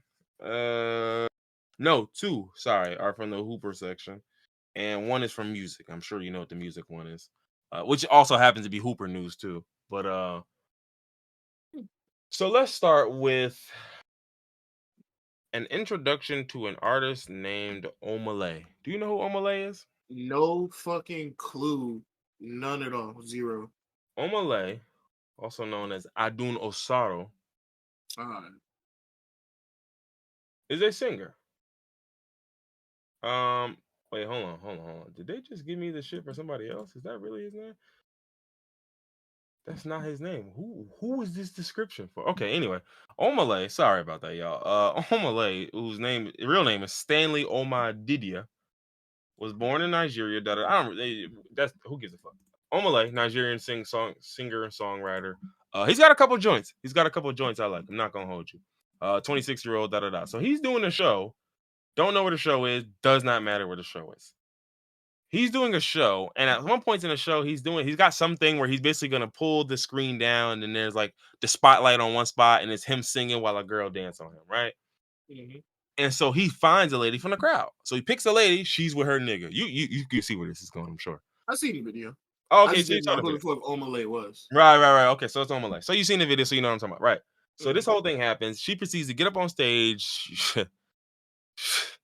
She was going kind of crazy. I ain't gonna, that's crazy. Like I'm not even kind of crazy. She was going crazy. She was going hog wild. She was high on the hog. Yeah, like she was going dummy. And so here's my first critique. And this first critique, I'm just gonna let y'all know right now, not an objective opinion. It's hate. My girl doing this for Omah Lay would blow mine so severely, so fucking severe. Like you couldn't pick a Usher. You couldn't pick That's what Drake or everyone's something. saying. Everybody was making the Boondocks joke. See, I can see if it was for a real nigga like T.I. Yeah, literally. That's T.I. But Omah Lay, a nigga I don't even know. I never heard this nigga a damn. First off, Listen, I've heard of Omah Lay and I'm still blown by this. I've listened. I actually like some of Omah Lay's music and I'm still blown by this. I'm sorry. if my girl, I don't like I said, I don't know who Omah Lay is, but if my girl wants to go see Omah Lay, I'll go with her. But if she doing I pull her back and she say no, and she go to the stage and she doing all that for a nigga who I don't even know, I don't recognize a single song. I'm not even enjoying the concert. I can't say what will unfold at that concert. The sparks will fly. Sparks will fly. People gonna be seeing fireworks from across the nation. Like, and that's always the thing that blew mine, because I know some niggas like, no, my girl can't do it. Listen. My whole thing is like, if we had a show, right? I'm just of the belief that as long as it ain't no follow up to this, I don't really care what happens on that stage, right? So what I'm getting at is, right, you say you go to a show, right? Some nigga pull you up on the stage and like he pointed at my girl. Like, I'm not gonna be the nigga like, nah, babe, you can't go up there. No. Yeah. You can go up there. My whole thing is I don't really care what, like, even if y'all go up there, y'all grind it a little bit. Listen, I might be on your ass about it. Not like, see, my thing is in that case, I'm not gonna be seriously angry, but I am gonna be on some shit like, so you just gonna get on stage. Like, you know what I'm saying? Like, it's playful. Like, I'm joking about it. Like, I'm a little bit like, like I'm a little mad, but like I'm not like serious. Like, the only reason I would be mad is because like if the camera like panned to me and it shows me next to you. Yeah, nah, I'm just cooked. Yeah, I'm just cooked. I'm just cooked. Like, that's why this video was so bad, because like she walked away from him and literally refused to look back at him. Like, she tried to get away from. And then it's just the camera on him the whole time, and he just shaking his head like, brother.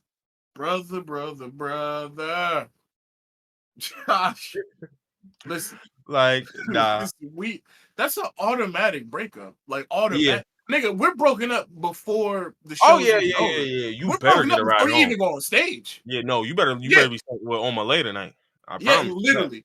I listen to all the silhouette, the shit that happened on stage. That don't matter. You walked away from me, and were acting like you didn't know me, for the world to see. It's dead right there. Yeah, it's shot, right? And so then the other thing though is like, for me, like the only time I think would be ODs, like y'all do all that happened on stage, you come back, you get back in the crowd with me, right?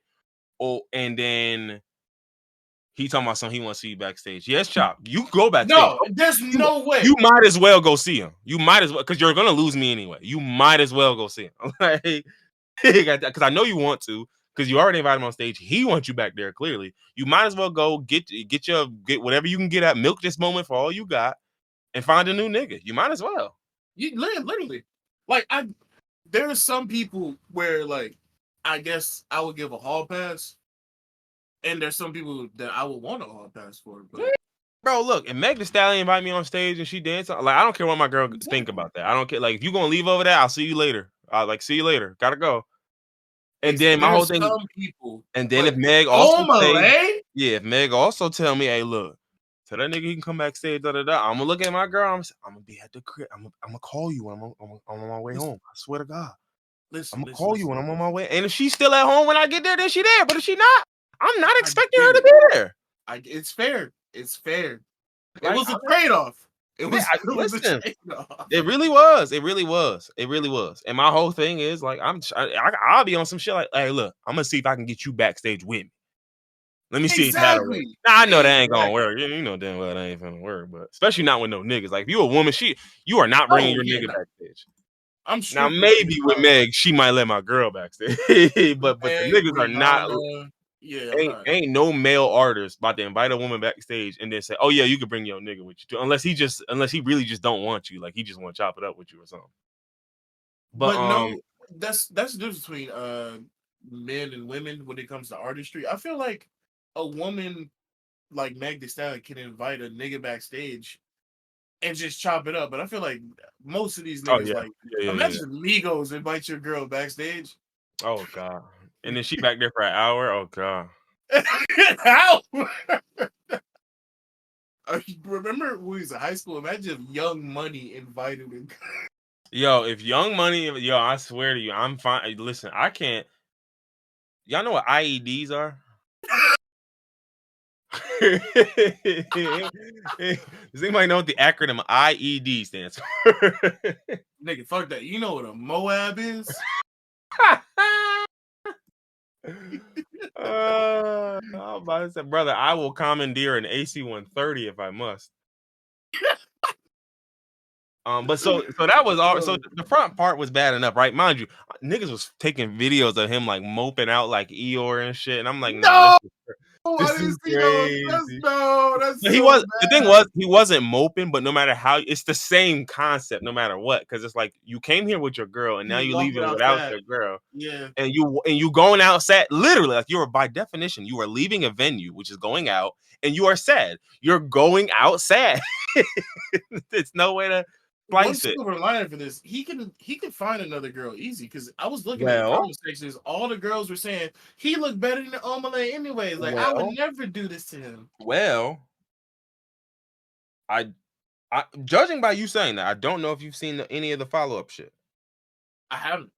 Okay, Are you about to cool. confirm what I just said? I'm about to. Yeah. So what happens is Kai Cenat catches wind of all of this. Hey yo. Yeah, right. Catches wind of all this because I mean, mind you, it was pretty big on the Twitter. Everybody saw it.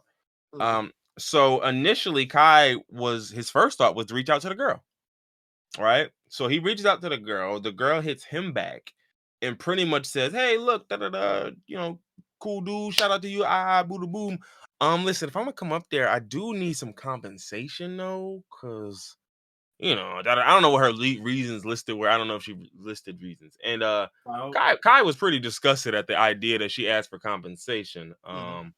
And then so he then ended up reaching She out to the blocked guy. every blessing imaginable. Well, hold on, right? So obviously she does that, and so Kai obviously hits the dude up after that, and the dude basically agrees to be on the stream. Now, before I go any further, I'm gonna tell you what happens when the guy comes on the stream. But before we get there, let's talk about her saying she needed compensation. Mm-hmm.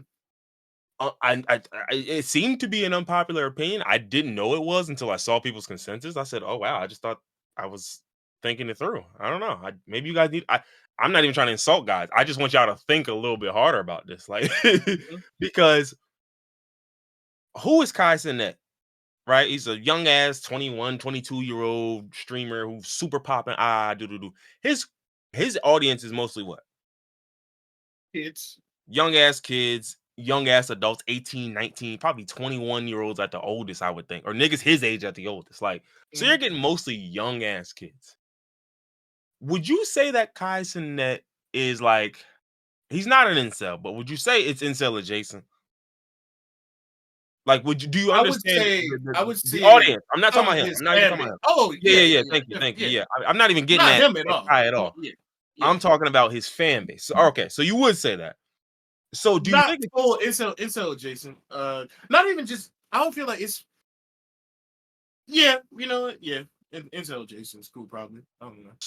so given the circumstances of this scenario, right, of everything the woman did and everything that happened, if she comes on Kai Cenat's show, Oh, the stream's going. what do She's you getting think the sloppy, chat, babe. like the chat, Oh yeah. what's the ratio of hate to love, like in the chat, She's like getting lamb. She's getting. right, I mean, even if she went on an adult stream, I wouldn't imagine there'd be much love. But in that chat, it's yeah, gonna be yeah, fucking. It's gonna be a war zone.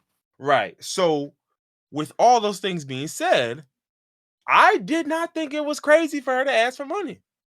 No, when you break it down like that, it makes sense. I get it. Because Yeah. for me, I'm thinking like, I'm gonna go on this show, I'm gonna be ridiculed, the chat will hate me, I'm gonna get flamed, and basically you're telling me I should forego compensation, which of whatever amount, financial, right?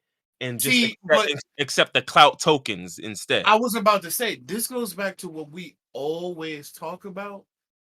We always say if you don't like something, don't talk about it. Like people keep giving clout and opportunities to people, like the white girl with the box braids or whatever. Mhm. People keep giving people opportunities. So even if she did go on the show for free, her follower count would have skyrocketed.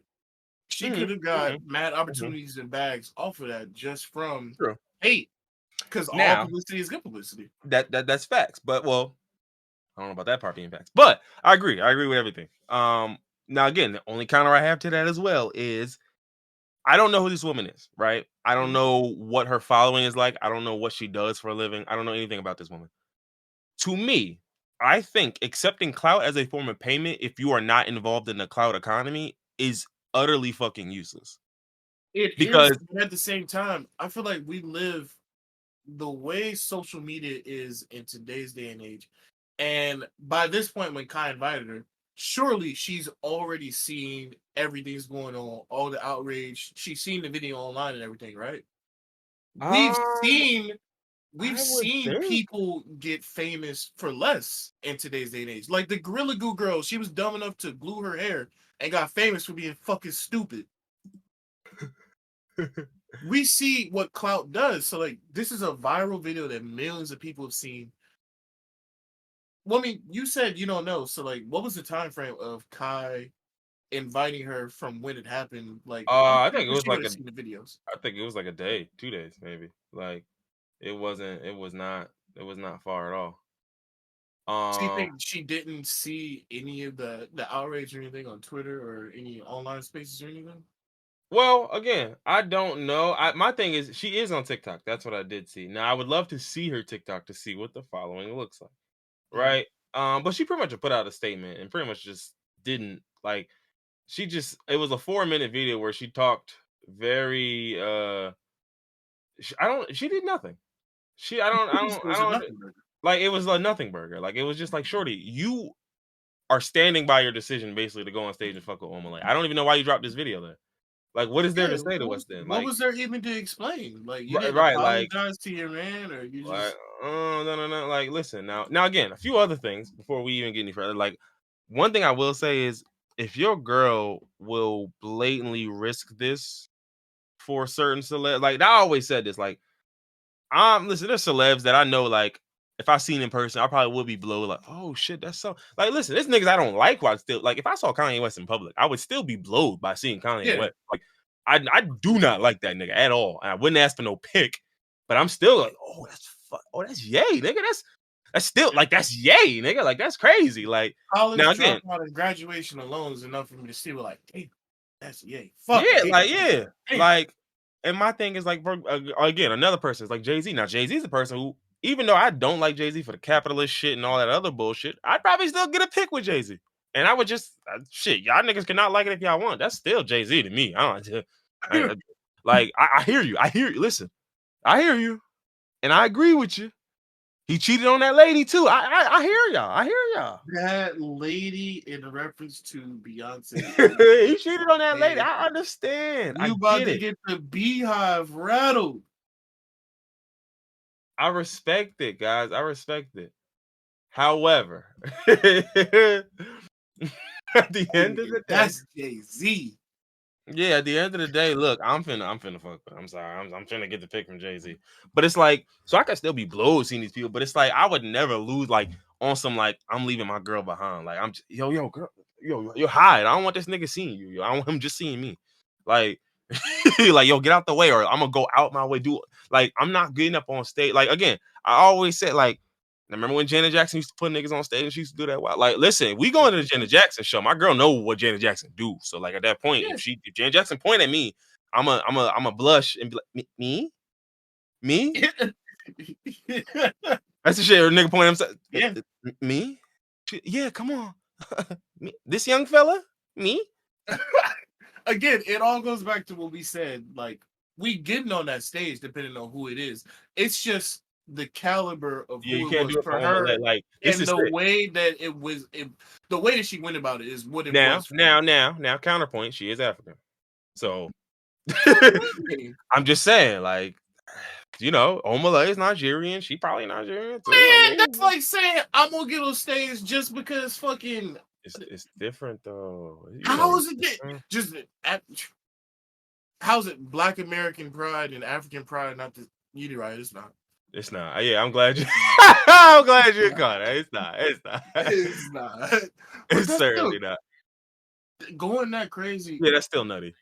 I don't know. Like it just I'm thinking about the video in my head and how she was acting and how like to me it almost seemed like she seems like a stan. Like somebody that's like and I don't know this person, so I can't diagnose her or anything. But like how stands on Twitter, they go fucking crazy. They throw all caution and all reason to the wind based off of Nicki Minaj or Taylor Swift or whoever. Like Mm-hmm. when she walked away, and then she was like she was acting like a dog. Like when a dog won't look at you because they don't want to get in trouble. How she was not looking at him and the camera's panning to him. Like to me, that's some sort of like that's mental going on right there. You're so in love with this nigga on the stage that you're going to act like you don't know me and don't see me to get on stage. Yeah, no, That's that's insane. crazy. Yeah, that's crazy. Like That's that's the thing. Like, and again, like I still have to keep hating because there's no way you gonna do it for that nigga, bro. I'm sorry. I'm not rocking that with that. yeah. Like even like I said, if our girl's gonna go on stage, whatever. Okay, okay. All right. I'm sorry. I was doing all this to buy time. I found the girl. Oh, okay. Now, what I'm looking at is this is her second account. So hold on, let me see what the main account is hitting for. The main account has 90,000 followers. Don't tell me this is all some sort of like everything is fake nowadays. Is this I know it's not a skit, but was this planned? No, I mean I don't think this is fake, right? So my thing is, she was getting videos with views. I don't know if these just got views recently, but I don't know. I don't know yet. I don't know yet. But what I'm saying, one, it is giving me scam vibes. One, two, um, the thing that happens here is like again, I don't know how many followers this woman had, but I'm looking at their TikTok following. I can't imagine they had more than like 10,000, maybe, or 20,000 before this. I could be wrong. I have no clue, but I'm just looking at the videos, like, and I'm just not. I don't see it. But my whole point is, right? If you're not part of the clout economy already, accepting clout, if you plan on getting into the cloud economy, makes sense, right? Like if I'm thinking to Mhm. myself, okay, I'm willing to start the platform, right? Like say I already got a TikTok or a Twitter or whatever. But see, that's the other thing, right? Because think about it. Let's say a situation like this happened to me or you, right? And it's like, okay, should I cash in? I'm gonna cash in on Twitter and TikTok, da da da. It's like, nigga, all I got is the pod TikTok. So I guess I'd have to do it there. Right. But then on top of that, it's like I got my Twitter page, and then it's like, think about it. There's now about to be hundreds of thousands, maybe millions of eyes on me. I don't know what's on my Twitter page. You understand me? Like I Oh, I don't know know. what's on my Twitter page. I'm Yeah, fucking well, yeah. Well, done. in your case, we know I'm what's on your done. Twitter page, right? But I'm it's like, done.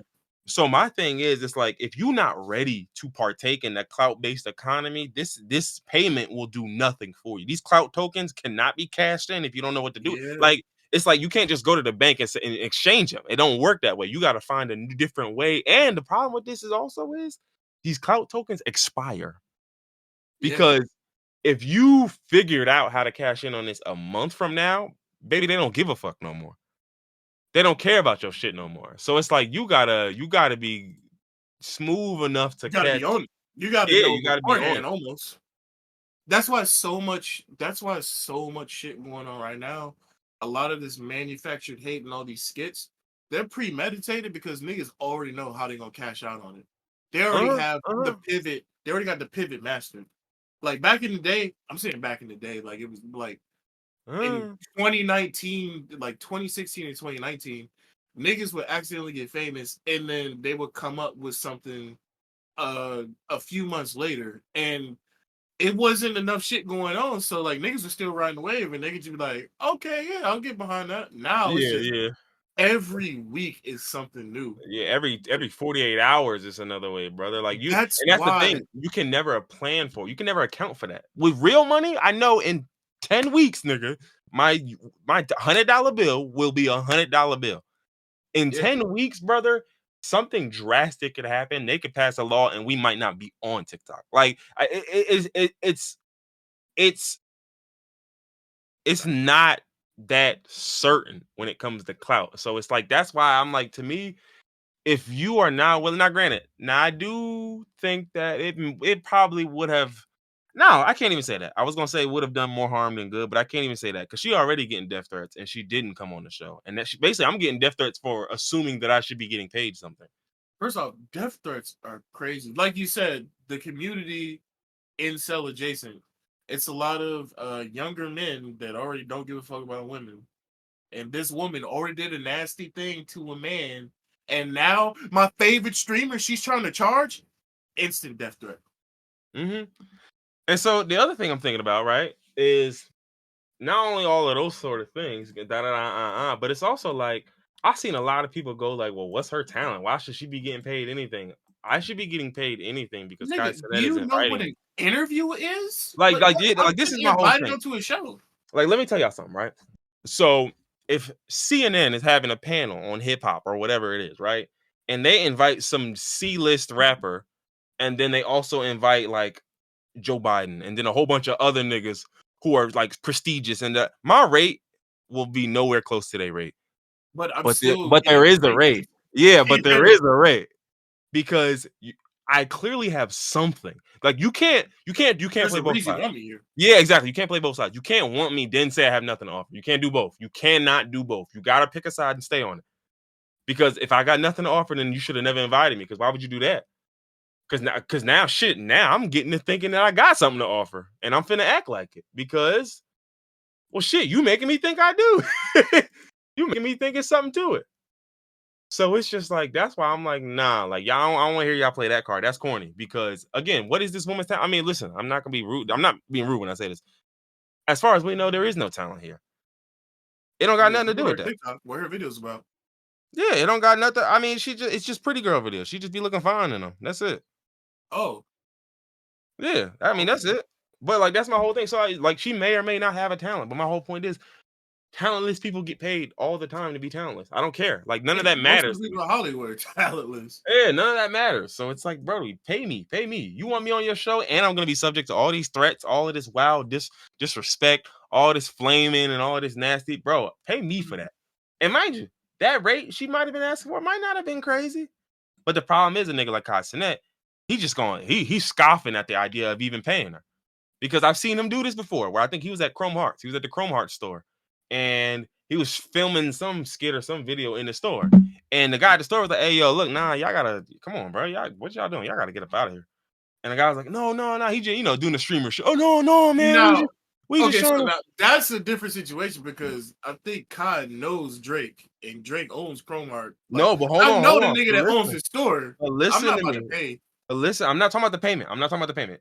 What I'm saying is he's in the store, he's doing all that, right? And he's like, oh, yo, no, come on, da. And then at one point he says, like basically in defense of him getting kicked out, like, nah, bro, we giving y'all free promo. We giving y'all free. That's giving y'all you giving free promo to Drake's brand, bro. It's three things that happen. It's the first thing that sets it off is him saying that. The second thing is the guy's response where he says, bro, we don't need that. Yeah, exactly. And he said it almost disgustingly, like, nigga, I would too. Like, nigga, you think I need promo from whoever the hell you are? I don't even know who you are, most likely. Because it was some white guy. He did not look like he knew who Kai Cenat was. Like, he just like, bro, I don't really care we or know know who he was until a year and a half ago. We old. Well, funny enough, I had seen videos of Kai Cenat a long time ago. I just didn't know it was Kai Cenat. But same, exactly. But literally, but second thing, right, is the white guy saying, oh, like, we don't need that. The third thing you can see, the moment that white guy said, oh, we don't need promo, Kai Cenat whole demeanor change. Nigga, like, you can see it. He got sick. Yeah. And he's looking, and like, he literally did like the, cheek in the tongue, or tongue in cheek. All right, let's leave. All right, come on, y'all, we out. Let's leave.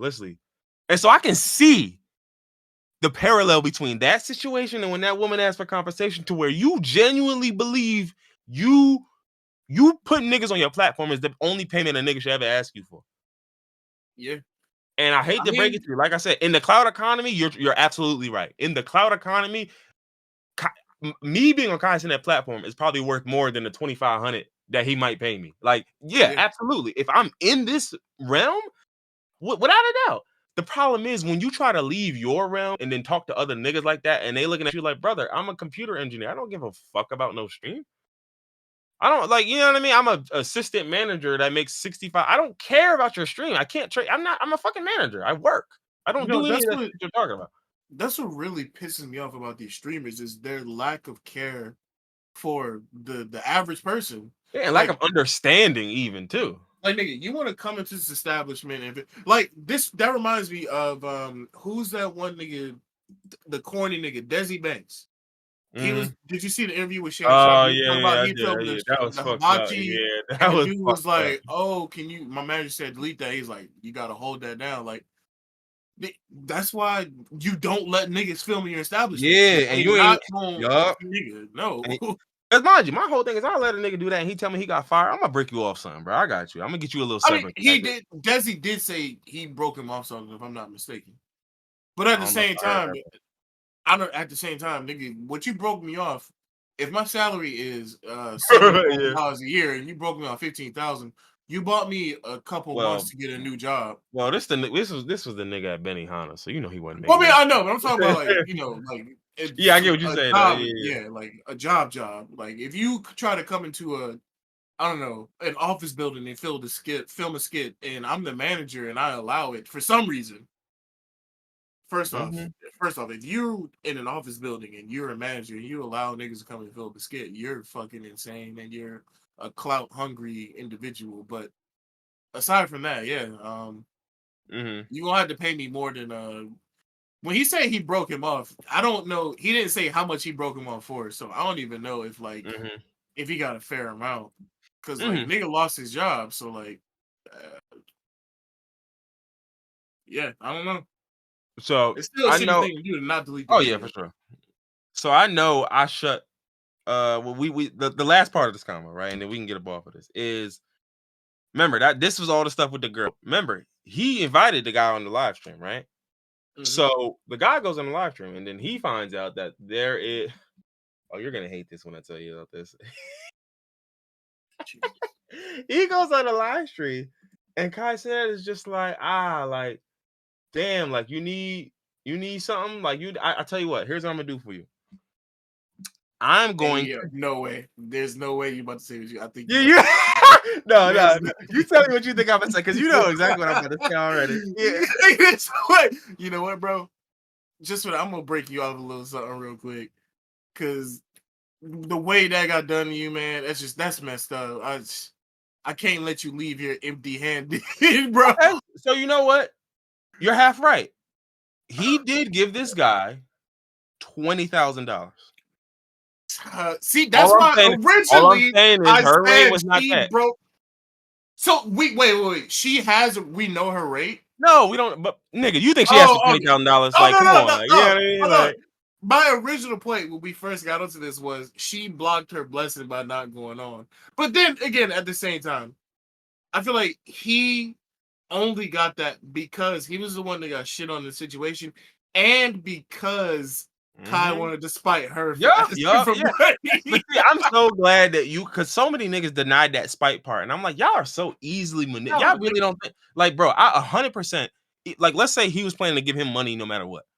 Whatever that amount was, money just got whatever the money was, once she asked me for that and she wasn't willing to take my card exchange, which we've seen Kai already be visibly upset about in another situation. Oh no, if anything, you ought to thank your ex, because she got you a little more extra bread.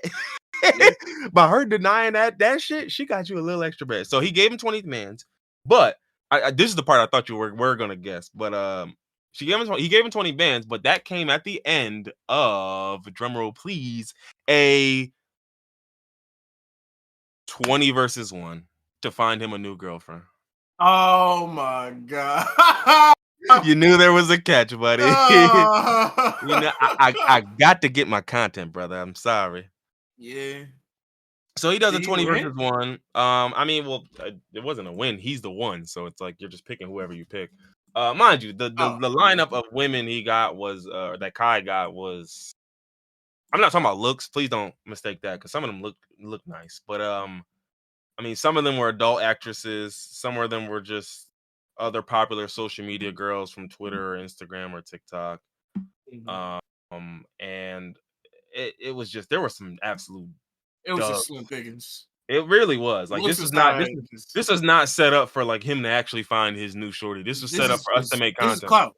Yeah, this is content. Yeah. So it's like, Okay, boom, he does that. He ends up picking this woman, and that whole thing happens. And then I forgot what they were saying about the woman, but long story short, it's not gonna necessarily turn out how he thinks it is. But then he has some other thing where he got like some brand deal with some fucking company, and I I knew don't a even know brand if it deal was was really coming. a brand deal. Like I don't even know if it was a brand deal for real. It was just like they did a little commercial with him in it or something, but the commercial didn't even like it didn't have their logo on it. It didn't have like it was just him wearing the stuff. So I'm like, I mean, okay, I don't know. We'll see. Maybe they allowed you to post this. I don't know if this is like a brand deal, but we'll see. We'll Oh, see. wait, he posted it? Yeah, he posted. I mean, my thing is he's gonna eat because this is what will happen. Like anytime a nigga gets scorned by women, niggas will live vicariously through him because they want him to succeed because we've Yeah, all been there. Like so it's like because, just fuck that bitch, Well, yeah, so it's like everybody's gonna be. So that's why I'm like already like I already knew how this was gonna play out public yeah. perception wise. Like, but that's why I still don't think like I'm like listen. All things aside, I do think that she probably could have subjected herself to some bullshit and gotten something out of this. But I think But win, would it lose, or have been draw, she even worth still, it? yeah, exactly. Wouldn't have been even worth it. When I'm still like you said, any publicity is publicity. So I'm still getting press. I'm still getting publicity, even without it, even by not going. So I'm kind of winning either way, and I'd rather win safely than take the risk to try to win bigger. Hmm. And mind you, I wouldn't even say win safely because I'm already getting death threats. So, but this is as safe as it gets.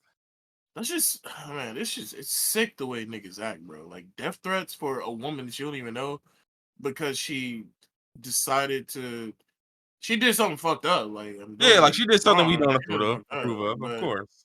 But not even, niggas don't even care about that. Niggas more worried about her turning down their favorite streamer.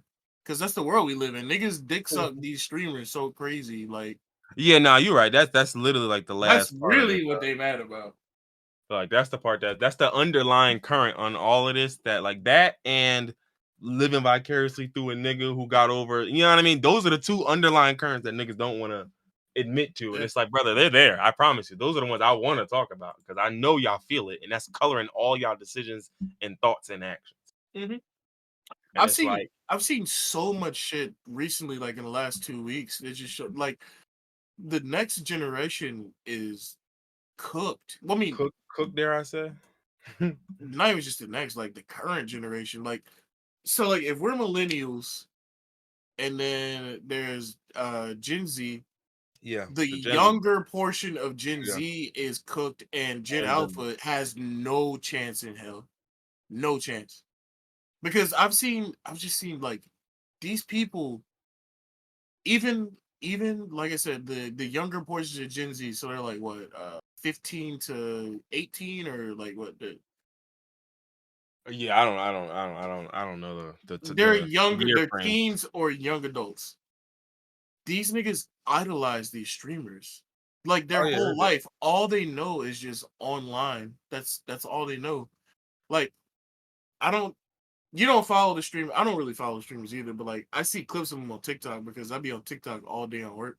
And hmm like I've seen like just clips of different streams where like there's one nigga in, I don't even know the name of the group that Kai is in. You know the name of the group that Kai is in? Like they're in a um, streamer house like RDC. oh, I'm not sure. Um, Well, anyway, they have a group, and there's a bunch of people in the group. The only niggas or that I know, Amp, I think is the name and of it. okay, the only niggas that I know are Kai, Duke Dennis, and your no, not your rage, Agent something. Or Those Agent, I only think Agent 00, some okay, shit yeah, like. those are the only niggas I know in the group. And then the big dude, Phantom, Oh, Phantom. Phantom, yeah, I know Phantom, yeah, because the Phantom tax, because that's all.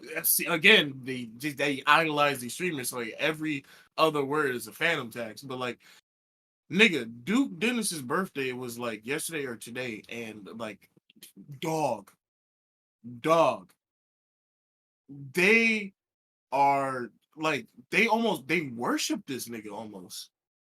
Like Oh, they do. Oh, they do. like Trust. they're like I know it's like kind of a joke, but at the same time, it's still kind of alarming that you're doing all this. Like his birthday, they're calling it Duke Miss. They're asking niggas if they got off of work for Duke Day. Like I know for a fact they're joking, obviously, but like still, like the fact that y'all are like niggas, even as a joke, I feel like a joke has limits, and some of the like donations that niggas are getting is like, my master Duke, his birthday is today, so I asked for you calling a nigga your master. The Dukeathon. Like, like the next generation they're looking for guidance, and I don't know, man. It feels bad. I'm not One gonna thing I'll blame tell you. millennials because these kids they're too old to be millennial kids. So it's Yeah. still the generation before. It's Gen X. It's their fault. I'm Listen, blaming them. one thing I always say is I think we're always old niggas when it comes to this. So obviously, as an old nigga, it always looks like the kids are fucked. But that's probably been true forever. Nah, The this kids, shit is this shit. yeah, no, These I hear niggas are you. definitely I hear fucked. you, pal. But the kids have always. No, no, bro, You no, know, you're bro. just an old These man. niggas can't read, bro. Shake your fist at the cloud, old man. Nigga, No, so your grandfather couldn't read. nah, that's different. That nigga was almost a slave, damn near. Your grandfather couldn't read, and he couldn't make TikTok content, nigga. Listen. The TikTok comment. Your grandfather couldn't produce a podcast, could he? No. So like, this is not an old man shaking my fist at the sky moment. No, it is. Take the streamers out. Fuck the streamers. That doesn't matter. Haven't seen all these videos of teachers talking about how students can't read, niggas can't write, niggas can't spell their own names? Yeah, listen. Yeah, it's bad. It's The very bad. generation is cooked. When niggas were when No. boomers were saying millennials were cooked, nigga, we were in school reading books at an 8th grade level in 2nd grade, and they were still saying Nigga, we're cooked. some of us, nigga, be real. Be fucking for real here. No, yeah, some of us, but nigga. It's gotten worse. I'm not gonna tell you like the literacy problem is it's gotten worse, especially since the pandemic, right? Which is 4 years ago. So you figure that generation, yeah, I mean they got cooked educationally. My whole thing is, again, that ain't stopped my grandfather from getting to a bag. That ain't stopped my that ain't stopped. Nigga, I'm not worried about a bag. Floyd Mayweather can't read, nigga. Still, nigga. No, nigga. I don't give a fuck about niggas reading. The country is already cooked, but look at the way that the government is moving. They want uneducated niggas. Oh yeah, for and sure. Every nigga under the age of 13 is uneducated, and the way it's looking, they're gonna remain uneducated. Okay, but how many 13-year-olds do you know? And see, this is where I'm going. It's gonna sound crazy. How many 13-year-olds you know? Be careful now. None. I'm just looking. So then how you know they cook? That's what I'm saying. That's why I'm saying this I'm is old man listening shaking his to fist at the cloud. teachers online talking about their experiences at teaching. And how old are those teachers? I would guess it's probably some late 20s in there too. I'd say there's a lot of millennials and there's also some Gen Z, so like late 20s, early 30s. Yeah. And that's my thing. Like I'm not refuting anything that they're saying in regards to it, how the upcoming generations have bigger obstacles or greater hurdles in certain regards than we did. And I also know that in many regards, the obstacles we had don't exist for them. So it's a trade-off. And I think for me, you'll never be cooked. They'll figure it the fuck out, like every generation always has to. It might look ugly for a lot of y'all. It might look ugly for some of y'all. It might look ugly it might be bad for like the way it plays out and the side effects and the you know what I mean? That shit might just be, it might be some shit we don't know nothing about. But my thing is, I'm like, look, them niggas figure it out. Every fucking generation has to. Y'all don't have a choice. You either figure it out or you're cooked. Or you're done, yeah. You're gonna figure it out because I know it's just the nigga, the human tenacity. You're gonna figure that shit out. You're gonna figure it out. All right, get rid of the literacy. Niggas don't know how to read. Niggas don't know how to write. I mean, incel shit. Yeah, we can go there too. We can go. I mean, just like you said, we can go to celebrity worship, idolization, and that. Nigga. If you're bringing up more shit other than just incels, niggas. Oh, yeah, trust me. It's shit I didn't have to deal with, but mind you, celebrity worship was real. It was always real. But but like now it feels like it's hit a fever pitch. Well, now the problem is niggas is worshiping niggas that's not even celebs. That's the we got micro celebs. We got a nigga with followers that has a fan page that has 19,000 somehow. Hey, listen, like and that's my thing. And there's nothing wrong with following certain folks, appreciating their content, being interested in shit. Like it's a YouTuber that I've seen. I seen one of his videos. He was like at like 1,000 subs or some shit, and I just seen a concept for a video. I was like, oh, that look interesting. I clicked on it, and I was like, oh, this shit kind of tough. And then I followed him. He was dropping a lot of shit. I forgot all about it. I checked the other day. I think at like 28,000 now, and it's like I'm sure at some It point moves so fast, right? you would get to, and that was over the course of like 9 months, like almost a year. Like, so it's like at a certain point, I can imagine that you get 280,000 or 2.8 mil, and then like you said, people idolize you to the point to where it's like, look, it's nothing wrong with being fans. It's nothing wrong with y'all enjoying people's content, because to me, that's the only thing that's gonna get you through this fucked up world. Is finding somebody whose shit that you can You consume identify with, whose content you can consume, and you just, oh man, I like, yo, this nigga, he do it. What does he do? It don't matter what it is. I don't care if it's prank videos, nigga. I just don't care what entertains you, because I've learned to not like. Listen, I was one of those guys in back in the day, like, oh, you watch reality TV? That's all you watch? You a bird ass. And don't get me wrong. You might, like, chances are, statistically, probability, you probably are a bird. But you are a bird. Yeah, I mean, you are giving avian. But I'm still not judging you. The world is gonna end soon. If you want to be a bird, enjoy it while you can. Yeah, and my thing is, it's also like, it's what are you watching it for? Like, because it's like, I know people who watch reality TV, and it ain't just like mindless consumption, and then you see how they take that shit from reality TV and play it out in their own personal relationships. Like, I've seen people do that, and I've also seen some people do it, and they got niggas as analyzing, like, oh yeah, like, you like, so I don't understand, like, the problem with people in these circumstances, like, and they using these circumstances to talk about greater world issues, which again, you could have did it, but just reading the news channel, but it's more fun this way, right? Yeah, exactly. It's more fun this way. So it is what it is. Like, so it's like, I never care so much about what y'all watch. It's just a matter of like, what are they giving y'all? And how you interpret it. And it's like, that's the part where, again, and I think so much of this these kids are cooked conversation. We leave out the fact that these kids are being cooked by systems and all these other things. Same way everyone else gets cooked by these systems. But the problem is, where are the parents? Hello? That's why wake up. I brought that up earlier. And that's why I said I don't blame millennials. Millennials, get your kids. Gen Z, no, get I your kids. don't blame millennials. I blame Gen X, because the teenagers right now that are being cooked, millennials not, unless they're like an older millennial, like in their 40s. Nigga, the teenagers right now, this is the generation. Millennial age range is between 28 and 43. So say I'm 28 and I had a kid at 18, right? My kid would be 10. I mean, that's one of these niggas that they're referring to. If I'm 43, kid right there. And if I'm 43 and I had my kid when I was 20, that nigga's 23. Which means he might still be watching COD. Yeah, that's sick, right? But he might still be watching COD. So it's like, yeah, no, I mean, this is millennials' fault. Let's not, I mean, listen, Gen X are the niggas who created the systems and maintain the systems. Them's and the boomers. Fuck them niggas. But it's just like, yeah, listen, these are millennials kids that we're referring to. Like, these ain't Gen X kids. Now, I don't see, like, I always knew in the crux of my heart that it was our kids, but I didn't want to admit that, because then that would mean that we're the ones that are fucking up the next generation, just like Gen X and boomers. I mean, don't get me wrong, it's the system fucking us all up, but it's just the fact that, like, where are the parents? Where y'all need to intervene? They fighting Cam Newton.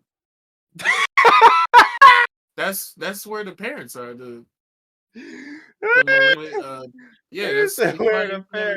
They had Diddy FRICO. They are literally at Diddy, nigga. All the not all the but like most of the shit that you see on Twitter, most of the rip conversations and most of the half and half conversations, it's probably an older Gen Z or a millennial. Nigga, it's niggas in their 30s having these. The game is like 40 something asking going half and half. And he's a millionaire, and he's asking about going half and half. Nah, because like fuck the game, yeah. I just reminded myself about fuck that nigga, bro. The funniest part about the half and half combos from those niggas is like, are you dating $1 million women? Like, who are you dating that you're splitting money with? Who are you dating? Wait, what? Because you niggas go to clubs, find the baddest girl in the club. She might make $50,000. If that, and I might be generous. Because many of them don't have jobs. But let's say she got a job and it's a good paying job. She makes $70,000, $80,000. She can't split shit with you. So who are you dating? You must be dating millionaires. That must be what it is. Yeah. Because otherwise, I don't know who you talking to. I just don't know who you talking to. I don't understand why a millionaire is asking for 50-50 conversations, bro. Because like, I don't understand. But back to our original point about the next generation and being cooked or not being cooked. It's like, all right, so take literacy out of it, which that's a crazy thing to say. Niggas need to know how to read. Take incels and the internet. The internet is really what's ruining people. That's really what's. I saw a video earlier today of I don't know what grade it was, but it had to be a very young grade. It was a teacher grading the paper. It was pictures, and then the student was supposed to write the name of the picture. That's why I think this was a super young grade. It had to be like kindergarten or first grade, something. So like, it was pictures of simple shit like apple, cupcake. There was a picture of a lock on the paper. I want you to guess what they wrote for the lock.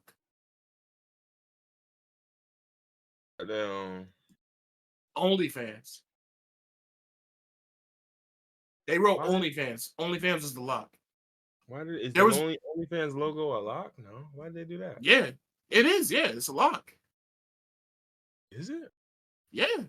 No, it's like a little silly OF with a flare. That's what it is now. It used to be a lock. Oh, the lock. Yeah, I see what you're saying. I see. That's sick. I see what you're saying. Yeah. Oh, that's crazy. All right. They had a picture of a horse. The student wrote hung. Huh. Nigga.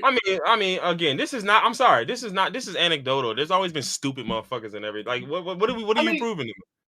No. You're right. You're right. So we're just looking. There's millions of children. We're just hearing about the teachers that are talking about a few children, I guess. So no, you're right. You're right for sure. It's just, I guess we are getting old. I'm the old man shaking the fist of the cloud, like the young niggas look cooked.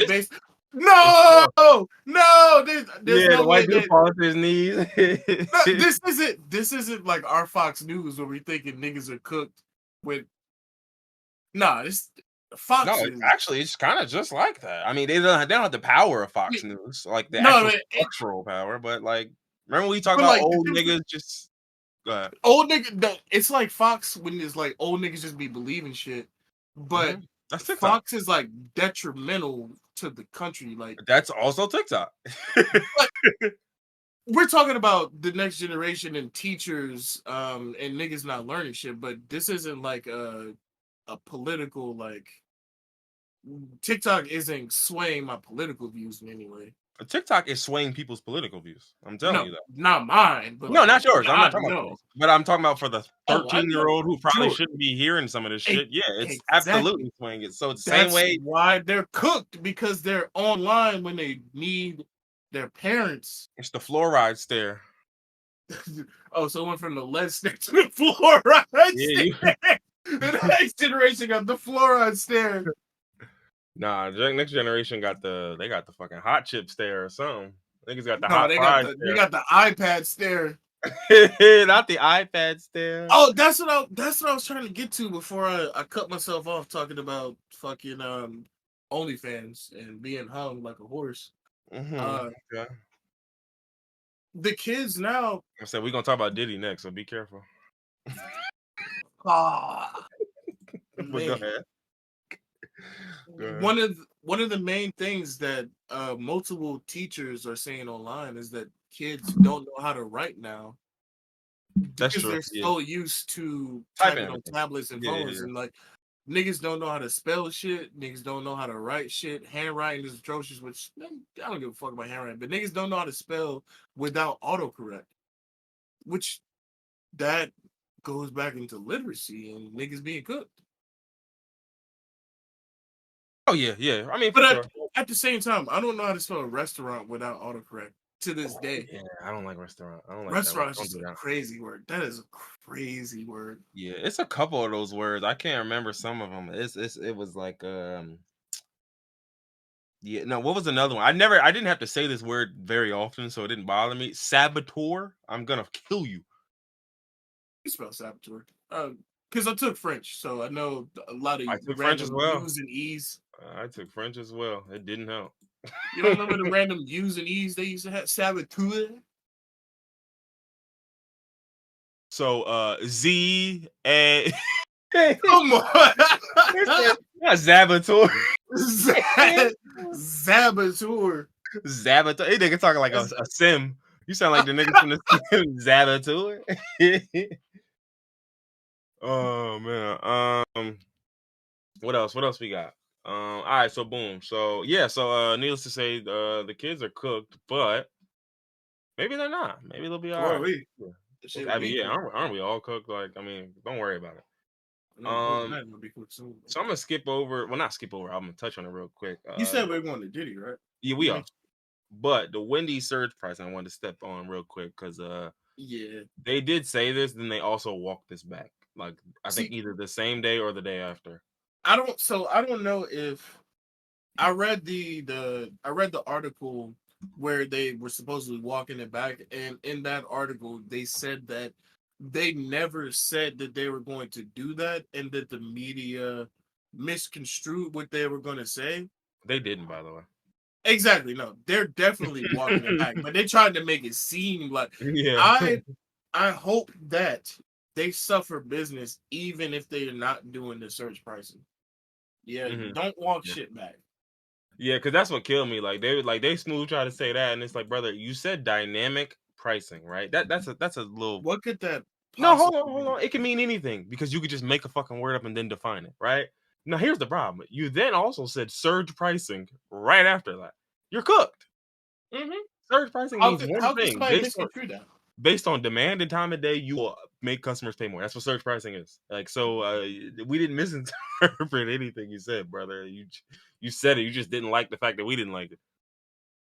But yeah, so which is insane. How did they? I really need to get into the mind of the CEOs that do this type of thing. Because, like, why would you think this would go over well? Why would you think broke niggas would just accept this? I just genuinely think this is a test. They was thinking like, is capitalism that bad? Hold on, let's see. Yo, we doing surge pricing. Yeah. Oh, they throwing. Close the door. Oh, that's a brick. That's a brick. They're throwing bricks. Okay, all right. Listen, I'm sorry. All right, we'll walk it back. I didn't. Where did he get a brick from? I didn't even. All right, my bad. Y'all really upset with this. Like, but if it was just a couple niggas outside yelling, they would have kept going with this shit. So this is a test. This is just. I know capitalism got us cooked. How cooked are we though? Let's see. And niggas, okay. I'm sorry. Not that cooked. This is a terrible idea though. I just don't, because my thing is you could have like did something similar to this and just not called it this. Like you could have came up with arbitrary reasons to say, oh, this is more expensive on this day. I disagree. I don't think there's any way they could have rationalized. Oh, they do it now. They just increase the price of something by 20 cents whenever the hell they want. And then on DoorDash, on different apps, certain items also cost more or less. Like, you know what I mean? Like, so I can already screw y'all by doing that anyway. So, like, that's why I'm confused why y'all even announce shit to us. Like, just fuck them. Unfortunately, like, just fuck them. Like, I don't understand. Like, how you? I'm about to enter. Like, no, bro, just do your thing. What else we got? Let's see. Bitch McConnell stepping down. Good riddance. Prayers. It's down, not strong enough. I feel like at this point it almost doesn't matter. Like when we wanted him to step down, like now it's just we already in hell. Like he already did his damage. So let's see. I'm not gonna cover the Shannon Sharp and May shit. That's old. Fox News with that Trump shit was very funny. I'm sorry, racism is very funny sometimes. It just really is. The shoes, right?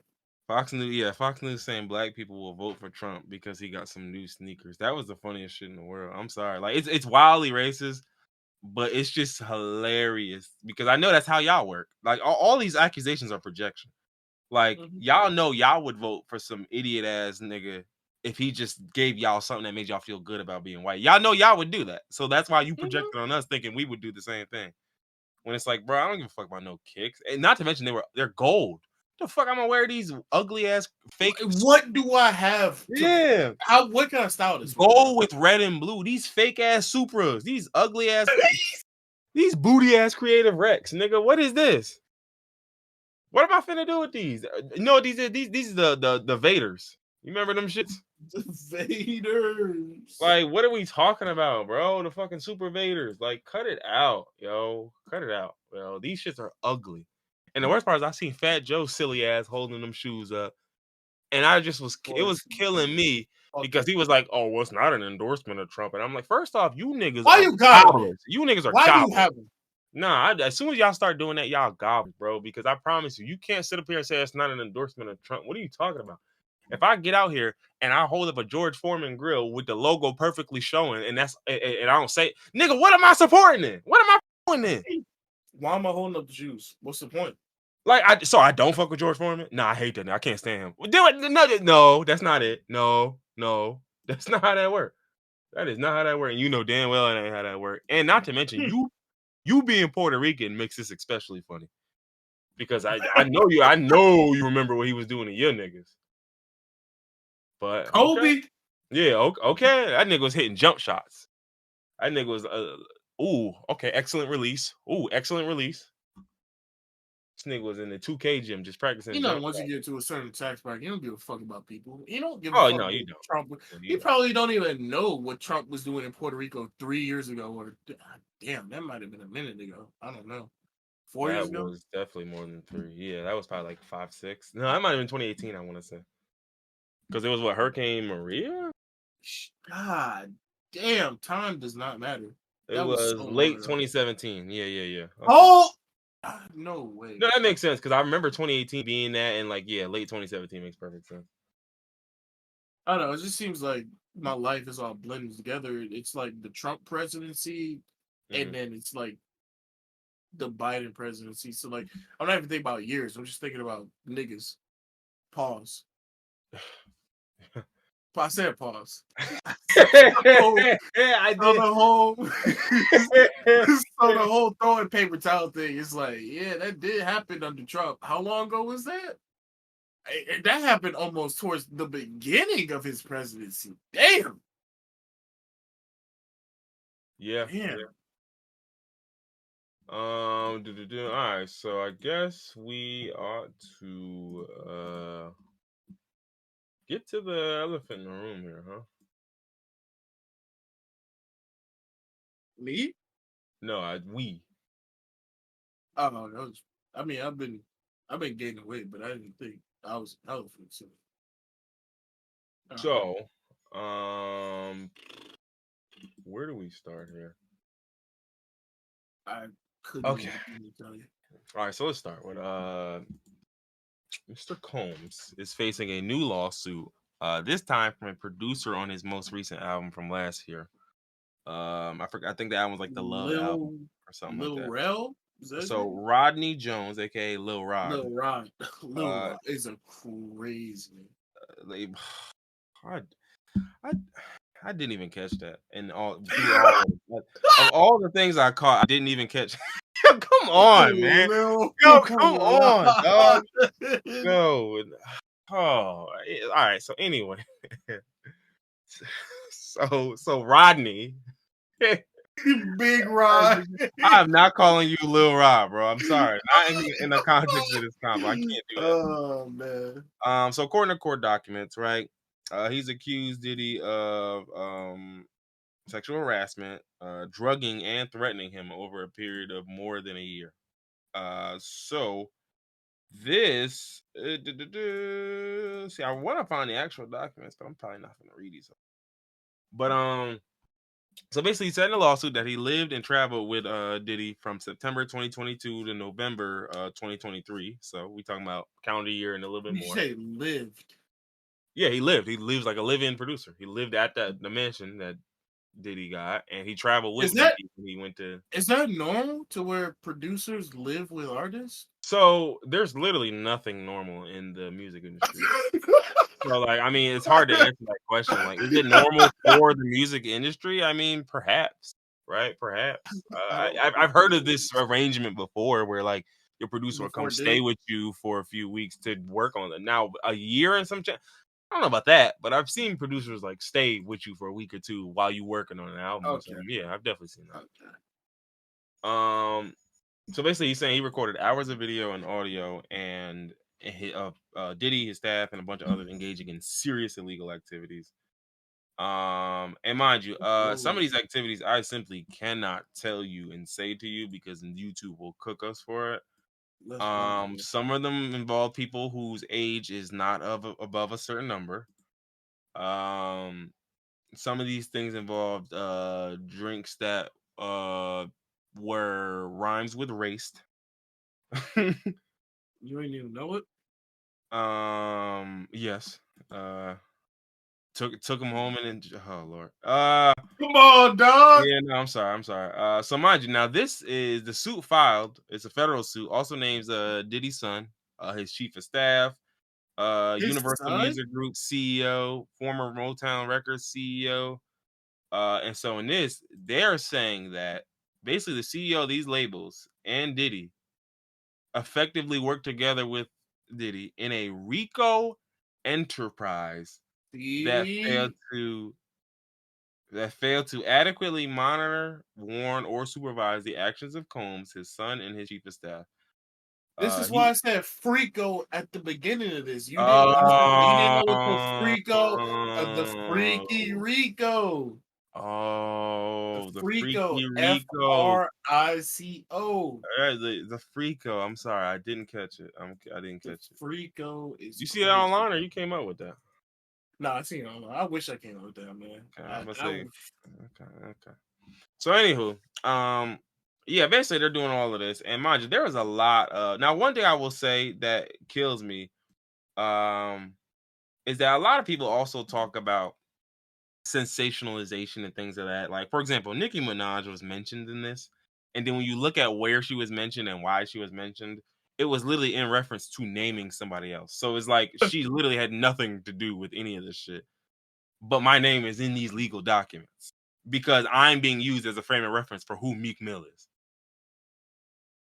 Like, you know what I'm saying? Like, basically they're saying, a Philadelphia rapper who previously dated Nicki Minaj. Now, that's only one guy, right? Like, we know that's Meek Mill, even though Meek Mill. Now, mind you, Meek Mill's name is not listed, but mine is. If I'm Nicki, like, I'm sick. Like, why the fuck? So his name don't get mentioned. His shit get I'm not redacted. sure why shit was redacted, but they gave such vivid descriptors. Hey, look, Freak Mill got redacted, but we knew it was him. Chris Brown got redacted too, but we knew it was him. Yeah, what did they say? Backflipping cocaine? Close. They said a singer that beat up a famous whatever you call Rihanna, Bahayan. Oh, oh Lord, I know what you're saying. People from the Bahamas. Yeah, people from Bahamian? I don't know how to say that shit. Bahanian. Please stop. We making ourselves look bad. So they said a singer that beat a famous Rihanna. Right, got you. So get more into allegations. He basically said he was harassed and assaulted while he was living at Puffy's crib in Florida, Los Angeles, and New York, as well as on the yacht. He basically said it included constant, unsolicited, and unauthorized groping and touching of he says anus. I didn't want to say that. He said he was forced to work in Combs' bathroom as Combs showered naked in a glass enclosure. No, that's insane. Like, people fail to realize, like, these are things that, like, I need y'all to understand. One, people have sex addictions. Two, these accusations are all like, again, these people are like, how do I word this? Like, you could damn near pull out a book, right? Like, how sex addiction plays out when you are a rich nigga, and they all do the same shit. It's 90% of the exact same thing between all of Look these at dudes. Dwight Howard, bro. Did you see Russell Brand's allegations? I read a very long article on them. I'm here to tell you, it's basically the same shit. The same thing with him finding reasons to be naked around people he shouldn't be naked around, like him unsolicited talking and like, oh, you look harassing. Then it turns into insult. And then if I can't get it, then I'm trying to groom you to get somebody else for me. And it's the same shit. And it's like y'all niggas don't believe it, even though, mind you, we've seen a million examples of it proven. And my thing is, when niggas get allegations this deep, when have they been wrong? When have they been false? Nah, this shit is. He did that shit. Like, I'm not telling you if you get accused of one thing one off one time, it can't be false. Like, yeah, no, that could happen. But when it's this and it's these type of allegations and they come from all the, like, bro, I'm sorry, it always plays out one way or another, or it always plays out one way. Excuse me. This many accusations is fucking Right. bonkers. It's Right. bananas. And so literally there was a section about him being the lawsuit accuses the chief of staff of aiding and abetting Combs's essay of Jones and of working with Combs to groom him into a same-sex relationship. Right? So Jones also alleged he was forced to solicit the folks who are on OnlyFans and perform OnlyFans acts with them to please Diddy. So to aid in alleged recruitment, this is the part that was crazy. He said Combs provided him with an exclusive bad boy baseball cap and required him to wear it to a Miami establishment. What? There's no way to a baseball cap. They has to wear it. So he was forced to wear the exclusive bad boy baseball cap as a signal to any person that he approached that Diddy was in town and he was sent to recruit them. Yet again. Recruit. Oh, this nigga. Put this nigga 30,000 leagues below the jail. Right, like hold on. On one occasion, Jones alleges Combs forced him to watch as he displayed guns and bragged about getting away with popping niggas. That's not what they said, but yeah. But that's the one that's gonna get around. Anyway, in a separate incident, Jones alleges Combs shared that he was responsible for popping somebody in a nightclub in New York City in '99 with the rapper Sean. A jury acquitted Combs of possession and bribery charges, while Sean was sentenced to 10 years in jail. Now, granted, I just saw some shit. The lady, right? Today, the lady. Yep. Who's the lady who got shot? Said, no, it was Diddy. It was Diddy who did it. And the part that kills me is, guys, he was acquitted of what? Possession and what? Bribery charges. So it's very clear, even back then, when he didn't necessarily have the stain that he got now, he was still trying. So my whole thing is, I wholeheartedly believe, again, it's the same thing with the R. Kelly shit. It's like, no, none of these guys are this powerful on their own. Because too many people would have to be involved. Like, between all the women that I do this to, eventually I'm going to affect somebody. One of these women is going to mean something to somebody else. And that's going to become a problem, right? Unless I got all these people to protect me. One of these men that I'm messing with is going to mean something to somebody. Like, you get what I'm saying? Like, because you mess with the wrong dude's sister or the wrong dude's girlfriend or the wrong, like, and then you just got a problem that you just, and now this whole case gets, like, we've seen it. A lot of times these cases get blown up because one person. Like, it's just, all right, this person found out about X, Y, and Z, and they said, nah, I'm going to say something. They said something, then now everybody else finna say something. Mm-hmm. And so it's very clear that he definitely intimidates a lot of niggas and all of this shit. So there was one time where he said that he believes Combs drugged him because he woke up naked, dizzy, and confused in bed with Diddy and two women. And so, yeah. And so basically he was saying he wasn't compensated for the songs he produced on the Love album.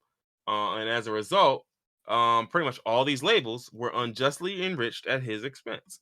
And this is the part where it's like, we have known for years that Diddy plays this way when it comes to the music.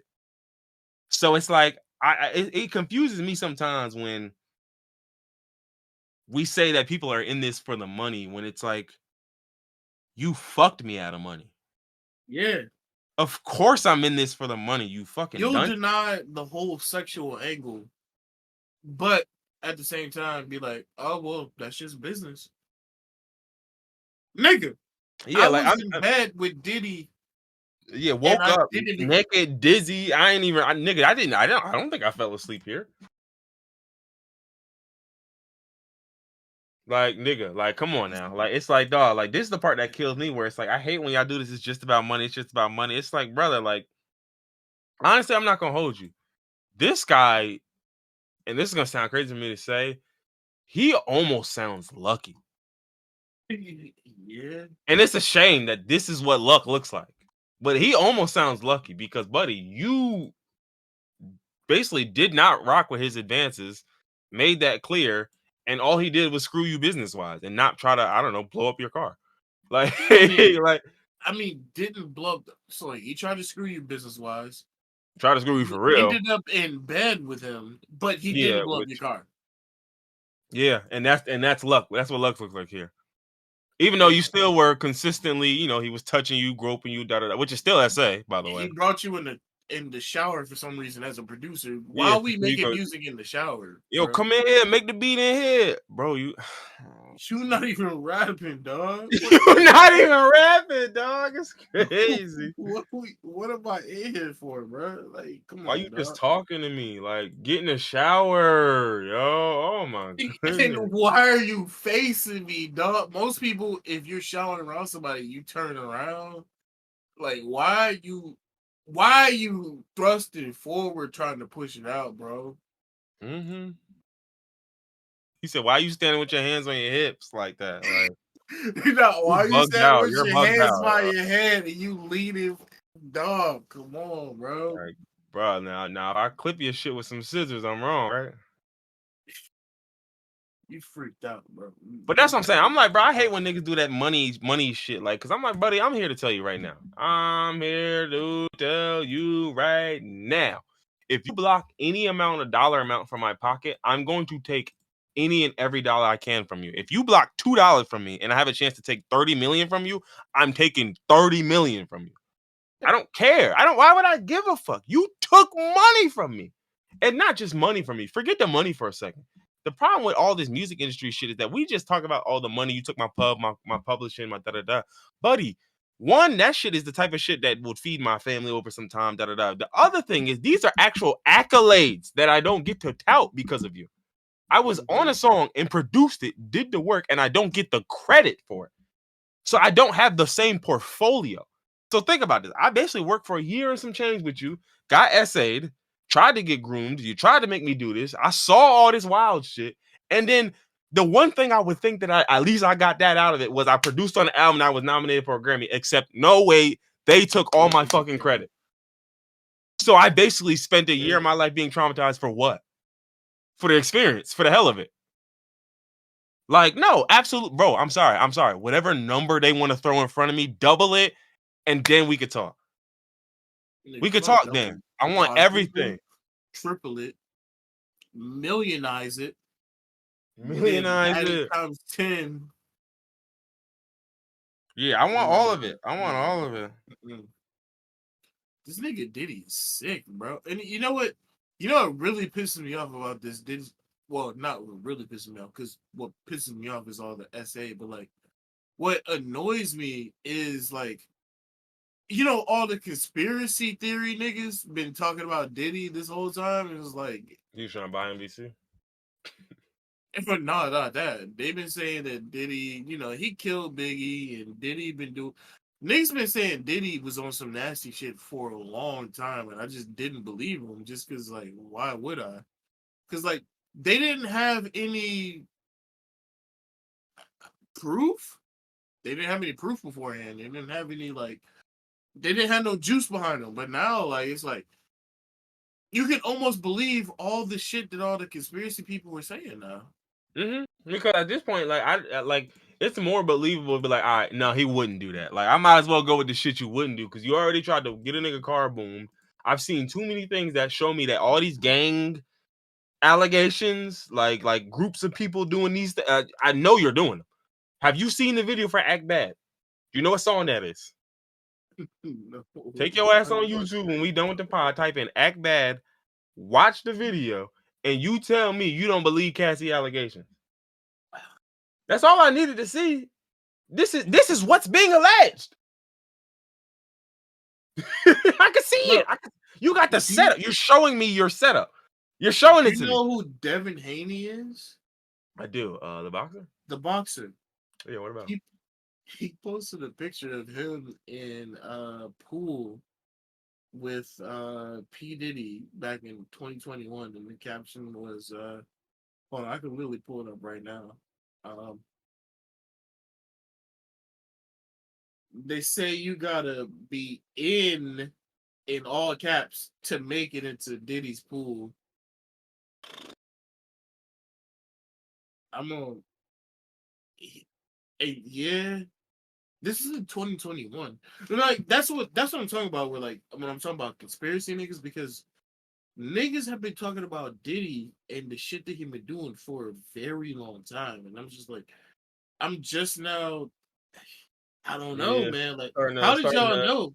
Where did y'all draw, see the draw the signs? links. Yeah, put the links together. I refuse to like believe all conspiracy niggas because some of y'all Yeah, niggas no, I saw. I just like pulled it up. They say you got to be in to make it to Diddy's swimming pool. Like the worst part is I know what I think you could have possibly been trying to say with that. you gotta be famous. You I gotta just I be. just want to tell you I know what you are. This was in 2021. It's like this aged like fucking dog shit, like cottage cheese. That shit You is gotta be like in, man. yeah. Yeah, not gonna work for me, buddy. But and mind you, like, and I've seen Devin Haney's fights. I mean, not that the fights have anything to do with you possibly being freaky, but so I ain't gonna talk too crazy because To beat you your you ass. beat you punch niggas for a living, but those are the guys who usually I'm like I don't know. Let's see. Meek Mill, we didn't talk about him and his fucking meltdown. Yeah, I mean, yeah, tangentially related. Yeah, Freak Mills meltdown where he just academics was going and like I already, like when I start a conversation with academics is going at your head, it's already a bad look. And I this hate that. You know, it's a broken clock is right twice a day. it's a sad day when Ack is cooking niggas. That's all I'll say. Yeah, this nigga Meek. Uh, I won't even say he's going outside. The nigga, he's been outside multiple times. Yeah, I mean he's done nothing but going outside. This nigga's life is sad at this point, but this nigga might have an IQ of 73, maybe 72, 73? That maybe nigga has an 72. IQ that is a no, I don't even know what to tell you. Look, we can get into all of it, but I'm just gonna say my favorite part. This stupid motherfucker said that all of this shit was AI generated. Listen, now I'm gonna break down why this is stupid and why I think his IQ is 72. I'm gonna drop it down to 70. Nah, 69. All right, so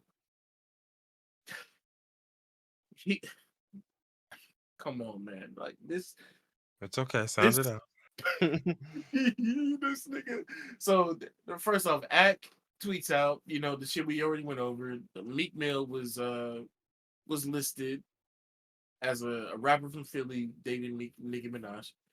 He went back and forth with Ack for hours about him not being gay and Ack being a bitch and whatever. Once Ack finally, and I hate the fact that I have to say Ack got through to somebody because fuck this nigga, but once Ack finally got through to Meek Mill that it wasn't him that made it up and that this is a court case, this nigga Meek Mill says that it was AI generated. I think because there's no way I could just know his thought process, but I think Meek Mill's thought process of AI is how could I put this? I think Meek Mill is so stupid that he thinks that this entire court proceeding is AI generated. That's the only way that I can, because he said that He didn't know, and he was just talking from a place of ignorance initially, at least.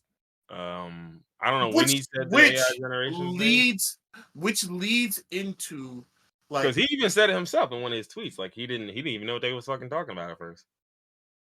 which is why would you go on a like I don't even know how many tweets it was. I didn't read all of them, but like why would you go on like a 5 or 6, maybe multiple 30 tweet long thread when That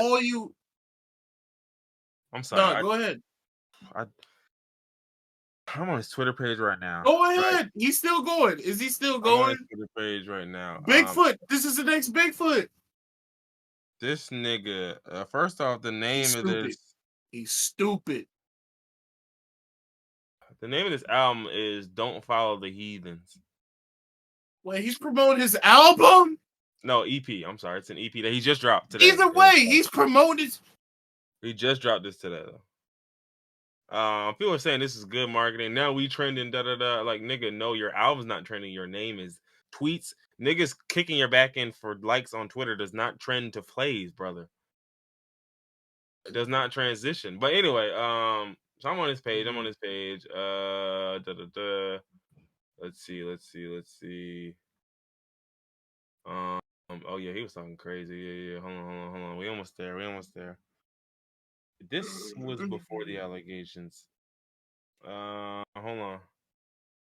Oh, I think this was it. It was he hadn't tweeted in 2 days, and then on February 27th, I need beat. I'm dropping this week. And then he's talking about some posts with Nike, and basically at this point, everybody knew about it, and it was like, "Yo, my man, you gonna say anything?" Like, and then the next day, he's like, "Oh, academic, didn't I tell you stop playing my name? I don't know what I'm gonna do when I actually see it's gonna have a combination to it though." He said, "Boop bop, mink mink, boop bop." See, Which is bullshit, because like you're not gonna do anything to that. Like, and you can't. And like I wish y'all would stop doing that. Yeah, no, first off, nigga, he's a felon, right? Who, me? Yeah. Yeah. He's a felon. We all know you're a felon. You got out of jail. You couldn't do this. Your whole thing is prison reform, right? You be rocking with Rock Nation lawyers. You're not gonna do shit to this nigga, bro. Stop playing this fake gangster shit. That's the first thing. But my second thing is, that's why I say this nigga has an IQ of an acorn, because instead of going to get more information, looking online, anything, not even looking online, you can look at other tweets. You can ask somebody, you can text somebody, you can ask somebody, you can email somebody in your camp, you can go to a lawyer, which you got plenty of because you're the whole, prison reform guy. No, I'm just gonna respond to the nigga that I hate. Yeah, of course. That's so it. Ack is basically reacting to the 73-page lawsuit, and then Meek is basically just like, "Oh, this is damage control. They know I dropped tomorrow. That's why they doing all this." Da da da. Nigga, fuck. Nobody gives a fuck. I'm getting mad. I don't give a fuck about Meek, man. I don't know why this stupid niggas just make me mad, bro. Nobody knew you were dropping. I'm not gonna fucking hold you. I'm not gonna hold you. I cannot hold you. I simply cannot hold you. Nobody knew you were dropping this week. Yo, I don't know what it is about stupid niggas. It just makes me physically angry, bro. But you know what's worse? I'm on his page. I am looking at his tweets 3 weeks before he dropped, right? Mm-hmm. He ain't mentioned no album. Nobody knew your shit. Nobody knew your shit was dropping, dog. IQ of an acorn. You didn't even tell us your shit was dropping. You didn't tell us nothing about your album drop. So I'm staring at these tweets. I'm seeing him put prize pics, fucking tweet pics up here. I'm watching prize pics. He gambling. Nigga ain't mentioned nothing about no album, though. Bro, I keep saying this nigga is just stupid. He's just. So this is my problem. This is my issue, though, right? Like, all of this happens. I'm on the 24th, February 24th. Still nothing. Nobody's talking about him. No album. No nothing. February 24th. Still no album. His man's dropped the album. He was cool with that. February 25th. Still no album. Then February 27th, the day the allegations came out, I need beat. I'm dropping this week. Not a beat. He need a beat. He said, "Let a nigga smash." And then no, hold on. And then 2 days later, the album's out, right? All right. You're not fucking slick, boy. You're not fucking slick. No one knew. But anyway, here's we go. Let's keep going, right? Let's see. He basically said academic. Now, this is the only post I thought was hilarious because it was perfectly true, but it's not gonna matter because you're still gonna lose. Academics is an alcoholic, fully powered by the white man. Who you think posting that on every website? All that shit. He is an alcoholic. You think Powered by this a white nigga's you think academics are posting court documents, dog? Not to mention, like, you think like this is what they doing to stop, like, to fuck up your rollout, brother. Like, you're just Nobody knew about the you're a rollout. casualty of war. That's the word I'm looking for here, buddy. You are not important enough to where niggas were shooting and wasting their bullets on you. They didn't know they were gonna hit you. They didn't shoot at you. They was just shooting at Diddy, and you just happened to be a nigga caught in a million pics standing next to him. As a matter of fact, he's not even a part of the FRICO. That nigga is a victim as well. I don't know. Well, if you, well, I mean, you know what? Shit, nah, I ain't gonna say that. That's crazy. no, you about to say something crazy, but like the original shit that Lil Rod, where Meek was redacted. Mr. Jones or Rodney, yo, please. It just said that Meek Mill was there. It didn't say that anybody was coerced or forced to do anything. The only niggas that were implicated on doing something wild were Mr. Chris Breezy.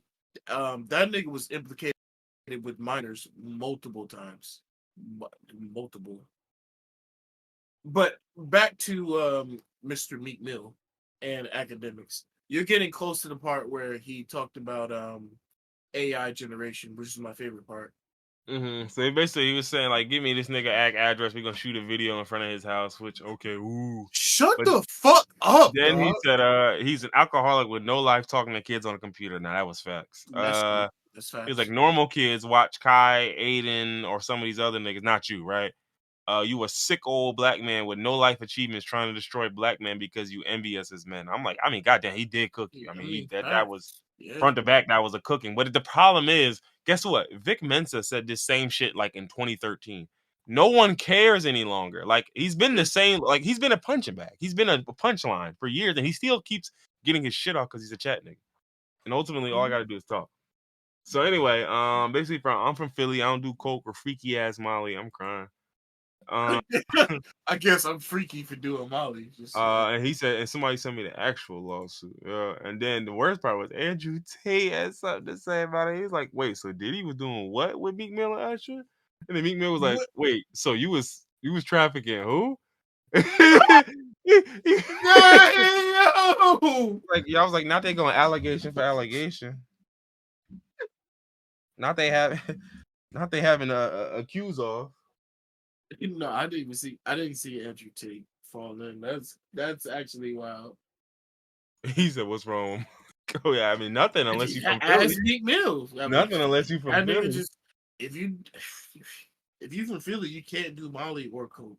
Oh, he said, "Don't follow the heathens. They controlling people's minds with these computers." I'm gonna read it like Meek. I was having a nice day, sleeping and chilling in the mansion, and I wake up to this weirdo stuff. They learn how to affect your energy through these phones. I'm back now. All right, hold on. You back now? Oh, here we go. Here's one. Let's find a real lawsuit to make sure it's not computer generated. It's obvious I'm going indecent. Y'all gonna see a lot of bad press about me. I'm going against the system. They see it's wide open. We got a whole new system. This nigga. Hold on. It's a follow-up. This computer generated shit really deep faking y'all to destroy all the top place winners. Deep faking yo. Most people not smart enough to outbeat the computer. That's what I was saying before. I can't be destroyed through a computer. I'm too outside. Two things they say. They either say you snitching or we gay. We generating hundreds of millions from music. It's not a coincidence that we all gay and snitches. This is such a crazy tweet. They are powering this stuff, even if it's fake.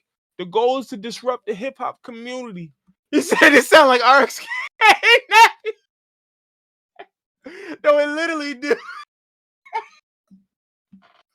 This shit sound like RXK bars, bro. I swear. Oh man. No bullshit, yo. No bullshit.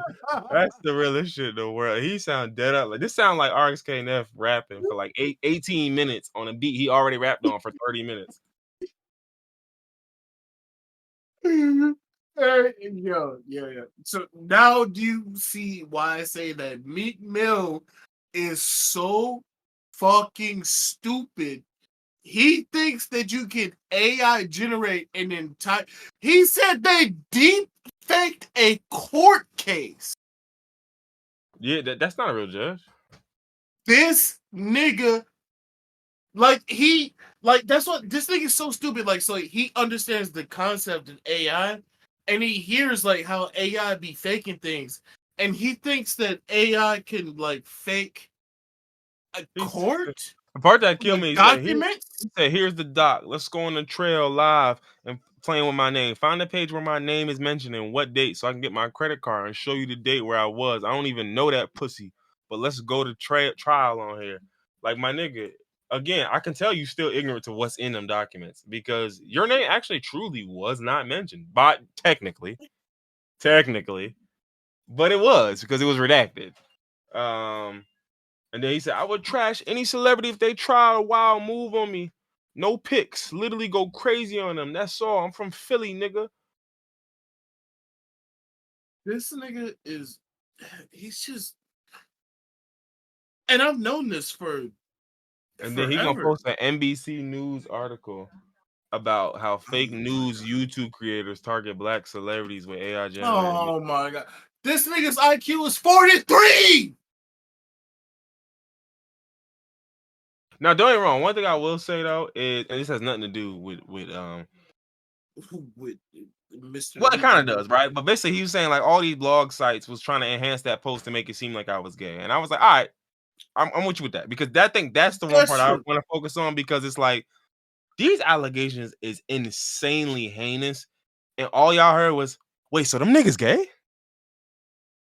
And you like, okay, no, so I mean, like, it's the same thing I with think like the Dwight first Howard. time around, That nigga was assaulting people, but yeah, everybody was like just no, like, he was oh, that accused. nigga. Yeah, right, yeah.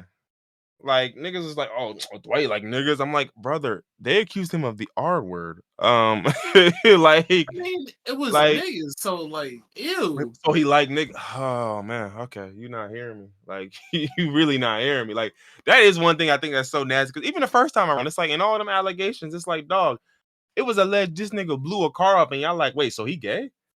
Like, Yeah, like, oh, I remember that. I bro, remember when we first started covering that with Kid Cudi. like, Niggas did dog, not I give a could strap fuck. I could strap a Semtex to a Honda Accord, and y'all tell me y'all care more about a nigga's sexuality than that? I mean, yeah, because Nigga, nigga put a C4 in the back seat of the Nissan and saying nobody batted an eye because they're like, but do you like niggas though? I mean, that's literally that's where we are right now as a society. Like that's the one part I hated about all this is I'm like, y'all don't care about nothing until it's an opportunity to again call a nigga gay or call a nigga a snitch. That's the only part where like he's wrong, Right. and when he used that defense, because that don't got that like me, you gotta read what's happening. Like, but they're just making these fucking jokes, buddy. And the problem is you're associated with a nigga accused of some heinous shit. So I mean, you're just gonna get it by if they saying he freaky and you be around him all the time and he be forcing niggas to get freaky with him. Well, they basically saying at some point or another, y'all niggas must have did something. And all the clips coming out have not helped at all. But I'm thinking to myself, if I'm Meek, think about it. You saying the system in the industry is going against you and all of that, and you losing, but you also simultaneously not doing nothing freaky with Puff. Maybe it's Puff doing it to you. You see what I'm saying? Maybe you're not giving the buns up, and that's why your career is where He turning the industry against you. he It's did. like when Meek was gonna buy NBC. I'm telling you. So this is the first documented case of the industry trying to feminize a black man. Not the first documented, but yeah, it's we cracked it. We cracked the case. Like ever. This is the first time He said ever. ever they tried to make black men women, and this is the first time. Because I'll tell you, some of them clips I've seen, Meek was looking very like he enjoyed being in that position. Yeah, I'm not gonna hold you. I was crying when niggas they looked over the track listing of his new EP. And it was like, bro, in this new light, everything Meek does looks insane. Like literally, let me read the titles for you. So first off, the name of the EP is Heathenism. I mean, I don't have to explain that one. That's and then the first song is Came from the Bottom. Come on, dog. Come on, dog. I could stop here. I could stop here. But then there's times like this. There's whatever I want. Then there's Big Boy.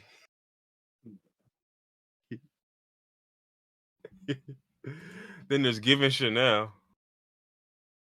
Give us Chanel might be the worst one. Or Giving Chanel, excuse me. Oh, okay.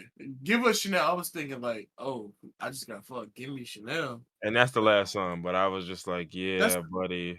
Big Boy and Came From the Bottom is kind of crazy. Came From the Bottom. Came From the Bottom being the intro is insane. Followed by times like this. I mean, he did come from the bottom, so. Oh.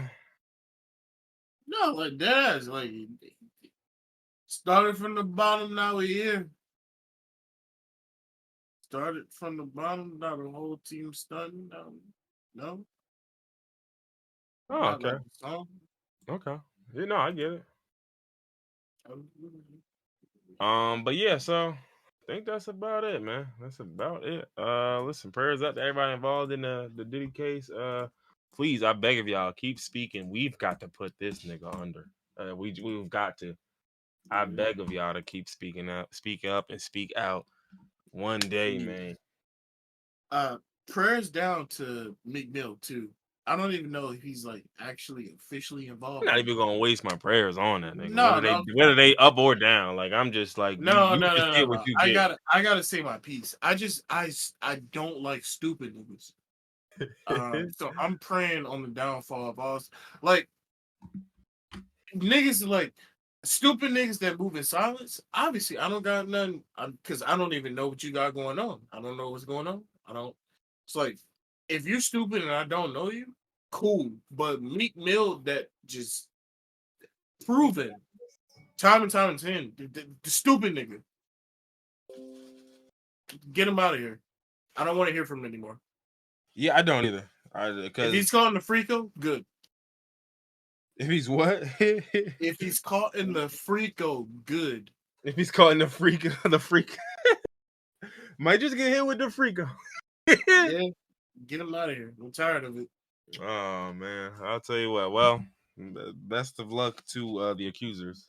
Seriously, prayers super up, ultra up. For sure. Y'all might want to start riding bikes though. I will say that. Other than that, that's it. That's all I got. Yeah. That and rest in peace to the GOAT. Gentleman self-immolated for freedom. Oh, yeah. What was his name? Hold on. Let me look him up. It was Adam. Yeah, you got him. I want to get his last name correct. Aaron Bushnell. That was what it was. Yeah, Aaron Bushnell. Yeah, a GOAT. So the GOAT. There was another lady, I believe, in Atlanta from last year. Would like to get her name as well because she was overlooked. And I think this guy addressed some of those things. Like by like live streaming it. Like I think he kind of learned, like realized, like, okay. Because I know a lot of people played the race card on some of this, and I was just like, listen, I'm gonna be honest with y'all. When it comes to the race card on, this is immolation. Okay, so if we do this, we probably gonna go another 20 minutes. I'll tell you what. Let's do another 10. Yeah, I'll try to do it in 10. So there's been a lot of discourse about the phrase rest. How is there discourse? No, just the phrase. Rest in power. Yo, I saw that bullshit. That shit pissed me the fuck off, dog. What did? Like the whole discourse around rest in power, and people were saying rest in power is only around black people. Fuck that, dog. This nigga, he's down for. He wants legitimate change. Yeah, no, I mean, so for me, like I 100% am rocking with him. Rocking with his actions and the ultimate sacrifice he made. Always 100% with that.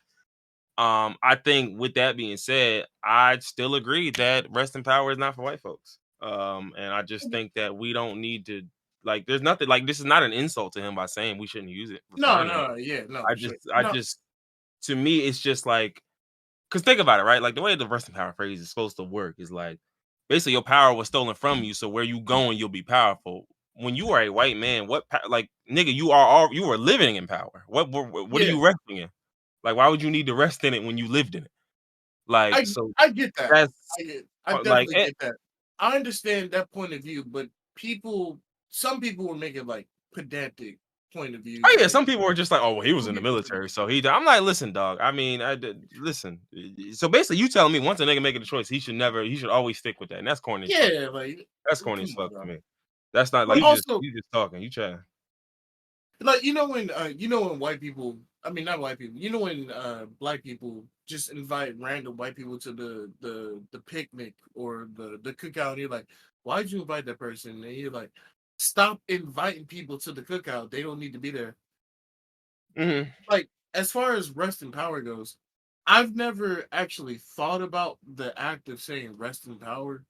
Yeah, immediately. This is the only white person where somebody has had a problem with somebody resting in power, and I think this dude, he can rest in power just for his stance and what he believed in. And I agree with what you said that rest in power should be a black thing because of what it means and the stance behind it. And a random white person, they already have power, but like this dude self-immolated to draw attention to a very serious issue.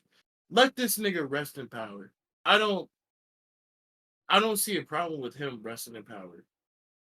Yeah, and I think one thing I I don't did. even think it should have been an argument, honestly. Well, I mean, I think it can be an argument, but I think the problem is Yeah. what pissed me off the most is that you have these people who are discourse addicts. They love taking part in the discourse Oh and yeah. furthering the discourse. And the Yeah. problem is those same people on both sides of this issue, mind you, are then accusing the other side of doing exactly what they're doing. And that's the part where I'm just looking at it like, brother, if you want the conversation to be about something other than rest in power, then bitch, talk about it. All you're Yeah. doing is responding to every nigga who has something to. You're searching rest and power up to find all the niggas you disagree with to further the discourse while also being mad at the discourse for existing. Yeah, Nigga, you are because the how problem. would you have even been mad about people saying rest in power to Adam if you weren't on Twitter searching Aaron. up rest Aaron, in but yeah. power? Aaron, sorry. Where the fuck? Yeah. But Adam, white guy name, you know. but but yeah, no, that's fine. So that's my issue with it. Like, cause my thing is like, listen, I understand to take that, like maybe this shouldn't be for like my thing is I'm really like that might be my stance, but it's not like some shit where it's like, nah, fuck that. I'm not really no, this is the case. exactly, Where, I'm listen, not dying whatever on this y'all hill. going, whatever I probably would die on this hill for most other white folks. With this nigga, listen, hey, look, dog, you took it further than any nigga I done seen take it. So I mean, shit, like I don't know a single nigga in today's day and age that has done yeah, this. I don't. You took it further, and I don't mean nigga like racially. I mean like people, but like A you took it nigga, further a than person, whoever, nigga than person. whoever. So as Yeah, far as I'm concerned, listen, hey, look, whatever they gonna say about you in memoriam, I'm not about to sit up here and nitpick none of it. So that's what I'm saying. Like I would never start a convo. I would yeah, never be like, hey guys, actually, rest in power is on. I would never do yeah. that. But I Suck dick, do. nigga. This nigga is a hero, But bro. again, I do understand. For example, this is like, remember, say her name. Remember that, right? No, I definitely I understand what you're saying, but at Yeah, the yeah, same yeah. time, Like like, same it's thing just with say her like name, where it's like it was say her name, and that started because a lot of these black women were getting overlooked, and then niggas mhm. freaked it to say his name, and then there were a couple of Yeah, people like who are still like, hey, yeah, listen, rest in peace to what so and so, whoever the person is, rest in peace to them. exactly. That should have never happened to him. We gonna fight for your memory, da da da. But with that being said, can we say her name or say his name? Can we just do it, save it for one? Because that's what we created it for. And then there were people who would be like, "Oh, you going this?" And it's like, bro, you are furthering the discourse by doing that, brother. Like, please, I'm Exactly. telling you, you can simply honor this white guy and not say that, or you can choose to say it anyway and still honor. Like, my whole point is, you got to take what comes with that. If you're gonna Exactly. say it anyway, and you know you're gonna say it anyway, then what the fuck you arguing with niggas for? Like, that's my Exactly. problem. Like, if I know I'm finna say that shit anyway, like it's the same thing I was saying about the King one and duns. I'm not gonna argue with none of you niggas. If you play King, you're getting one game off of me, bitch, and you better win because you're gonna be sick when I leave if you lose. I'm telling you. I don't care how you feel about it. That's what you're getting from me. Like, Yeah. so again, if I'm the person who I think, all right, whether this was the turn created for black folks, white folks, Asian folks, Latino folks, don't care. I think this nigga ought to rest in power. Just say that, Yeah. and it just This is is what it is, and that'll be the if end of the discourse anything, because you if not anything, I know the phrase "rest in peace" is for Black people. If anything, that's elevating this nigga and his sacrifice to a higher, like, that's elevating him. That's like when you, like I said before, that's when Black people just be inviting anybody to the cookout. Any white nigga that can dance, they get invited to the cookout. But a nigga that sacrificed, nigga, not just sacrifices, but he took the most the most painful way possible to end it for a just cause. And y'all arguing about if he I can't even get the words out because I'm so fucking mad. Just nigga. Yeah, now don't get me wrong. The funniest part is that was the discourse I saw just from some, like, you know, left-leaning folks and African Americans. The discourse I saw from Republicans was utterly unhinged, and I was like, "Oh, I forgot you guys had a whole different take on that." Yeah, literally. Like, I remember I seen somebody say something, and I was like, when I tell you, I shook my head. Oh wow, I was so caught up in the rest in power discourse that I forgot we lived in a world with y'all niggas. I forgot. Ask what them niggas were talking about. Oh well, I mean, theirs was basically just like, I mean, like, you know, basically like this is martyr shit, and like we shouldn't be encouraging that because that'll lead to martyrdom. And I'm like, well, I mean, you're not wrong, and you're not wrong at all, but that's kind of why I want y'all to keep doing it. Hey, listen, maybe if y'all can find less aggressive ones than this, because I don't need all y'all to do this. I don't need all y'all. I would like some of y'all to do this. I actually have a list if we are nominating people for self-immolation. I do have a list. Mitch McConnell, do you think you could swing by and possibly, you don't gotta say nothing when you do it. We'll do all of that. We'll tell the media what you meant. We'll let them know because obviously you don't know what to say. You couldn't possibly begin to understand. Yeah. So I'll let them know. I'll let them know what you really was getting at. But yeah, so people were saying like, "Oh, I'm just shocked at all these people who are endorsing this as a legitimate protest and da da da." And I'm like, brother, what's the difference between this and hunger strikes? Like, what's the difference? Like, all of that shit is very dangerous shit where you put your life on something you stand for. Why would I ever be against that? Exactly. I feel like I'm only against it if I disagree with what you did. First off, like, so let's make that part clear. Exactly. I feel like niggas are just so ready to be angry about something. And they found something that was actually good, but it wasn't against, you know, Black culture. So they just it was like the cookout, or was it like rest in power? So like this is the one thing that I feel like we shouldn't be arguing about. Well, my problem is it wouldn't be an argument, but the part of the thing that I'm seeing that and this is the part where like I'm like, all right, listen, I can't rock with some of it, because what happened was this was the Black conversation initially, and then white people got, and then white people jumped in, and then what happened is you already know what side the white folks fought for. And then I'm looking at comments, I'm seeing people quote tweeting the whole rest in power, the original rest in power tweet. It was one tweet, by the way. It was one tweet that one woman made. This is not discourse. That's one person. Y'all niggas created discourse. And this is my point. This is what I mean when I say y'all niggas are the culprits. Y'all niggas, it's the picture of the nigga in the hot dog costume. We're all looking for the guy who did this. It's you. It was one tweet that you could have commented on. You could have did whatever, and you could have got away from it. That was one lady, and then all of y'all ran with it. And then now you got all these non-Black folks. I watched a white dude who's a comedian, and I knew he was one of them shitty, edgy comedian niggas. I didn't even know who he was. But then I see he posted something, shit got like 80, 90,000 likes, and he's just telling a joke like, oh, the first person that they used rest in power on was Don Vito. Right? Like, which is, I was like, okay, fucking Don Vito. Like, mind you, I didn't know Don Vito was one of them. He was I heard that you he was one of them, apparently. But my whole point is now you got non-Black people joking about some shit they don't even really got no skin in. And remember, you're now on their team because they're looking at it like, well, you can't gatekeep a phrase. A phrase just belongs to whoever. And you can't, oh, you know what that sound like? White people wanting to say something that Black people are asking them not to. You know what that sound like? And look what you niggas fight for. Like, again, I'm not telling y'all we should not honor that white man's memory. I'm not telling y'all what he did was not some ultra brave, ultra real, ultra thorough ass shit, because it was all three. And salute. I always salute that nigga for that. Me personally, I'm not gonna say those words, those 3 words, because those were reserved for black folks, and that's it. And I'm not gonna correct nobody else on it neither. But my whole point is, if people are asking, hey, look, that's all I'm asking from you, and you decide to start an argument, you wanted to argue. Because you could have ignored what they was gonna say, or you could have just said, look. All right, fine. I'm not gonna say that. I'll just say rest in peace.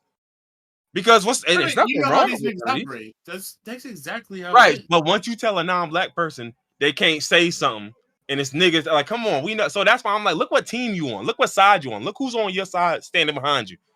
A bunch of racist niggas. And then I'm looking through the comments. Some of them are genuinely fucking racist. And so I'm like, look who's standing next to you. I'm not telling y'all that inherently your point is wrong, but I'm telling you, look who shows up to support you. That's all I'm saying. You got these ignorant ass, idiot ass niggas showing up to, yeah, you're right. You can say whatever. There's no such thing as a term just for. Hey, hold on. That's not the battle I want. That's not. I hear you. I don't. Like, you on the right side, quote unquote, for the wrong reasons. Like, because you looking at it on some like, yeah, we should be able to say whatever. You can't gatekeep a phrase. Oh, yeah, no, I can.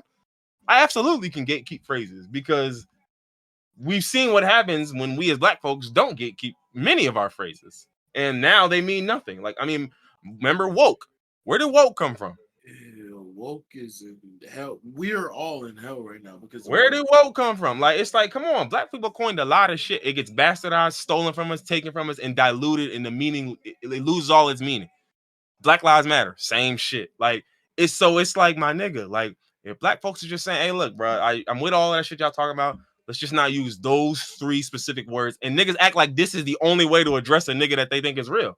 Like, rest in peace never existed. It's only rest in power. Mm-hmm. Like, it's only we appreciate your sacrifice and that. Like, it's no other way to acknowledge what this man did other than rest in power. Like, right, like that's all y'all got. Like, it's either rest in power or rest in piss. Like, that's how it works. It's a dichotomy. It's just on or off. Like, come on, bro. I'm like, look, dog. Just me. I wouldn't say those words, but at the same time, like I said, no matter what, I'm not about to correct nobody else on it because I still feel like, yeah, at the end of the day, look, he did what he had to do. He did his shit, and I salute everything he did. So it ain't shit to talk about. And I think even more so, I don't know all his background. But people were talking about tweets and screenshots that he had on some of his accounts, before they got scrubbed to hell. And people were saying, like, it's possible. Obviously, he ain't here, so we wouldn't know. But they were saying, based on what we saw, we think he would side with the niggas on this point, who are saying that's not a term for him. Which is even the funnier part. But I'm like, baby, it don't fucking matter because they don't care what that white man thinks. This is an argument they want to fight. They don't care what that white man thinks. They don't care. We literally saw the Zionists photoshopping his Reddit history, saying that they should get rid of all the. I can't say. Oh yeah. I saw. Yeah, or one of them wasn't even Photoshop. They took it out of context because it was a reply. It was like a sarcastic reply. So exactly. you know the one where you're like, oh, okay, all right. Well, I'll tell you what. You could just come home. You can fuck anybody you want, and we're still in a monogamous relationship. I guess I'm not actually saying that. I'm mockingly saying, okay, based on what you presented to me, this is what you expecting from me. Exactly. So it's the same thing. Like, I'm not saying I really want to do away with them folks. I'm saying, okay, based on what I'm hearing from you, it's okay to do away with them folks, except for when it's them trying to do away with you. That's not even as bad as the, like, what you just said is bad. But there was a dude that said, posted a picture of him saying, get rid of all the Jews. After he, Mm-hmm. That's they tried to reduce his sacrifice to something terroristic because obviously they're Zionists and they wanted to reduce what he did. Mm-hmm. I sent that to you yesterday or the day before yesterday.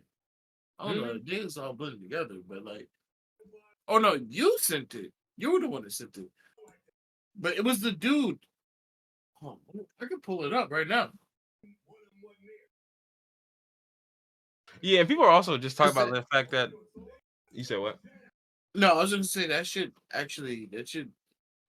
made me very angry because Twitter didn't add any sort of fucking Oh, they wouldn't. They wouldn't. It's the same reason, because think about it, none of this fits his narrative, right? Like, oh, you're a pro-gun socialist that like to do a bunch of shit, play Elden Ring and da da da. Bro, how do I paint you as crazy then? I'm struggling to paint you as insane because think about it.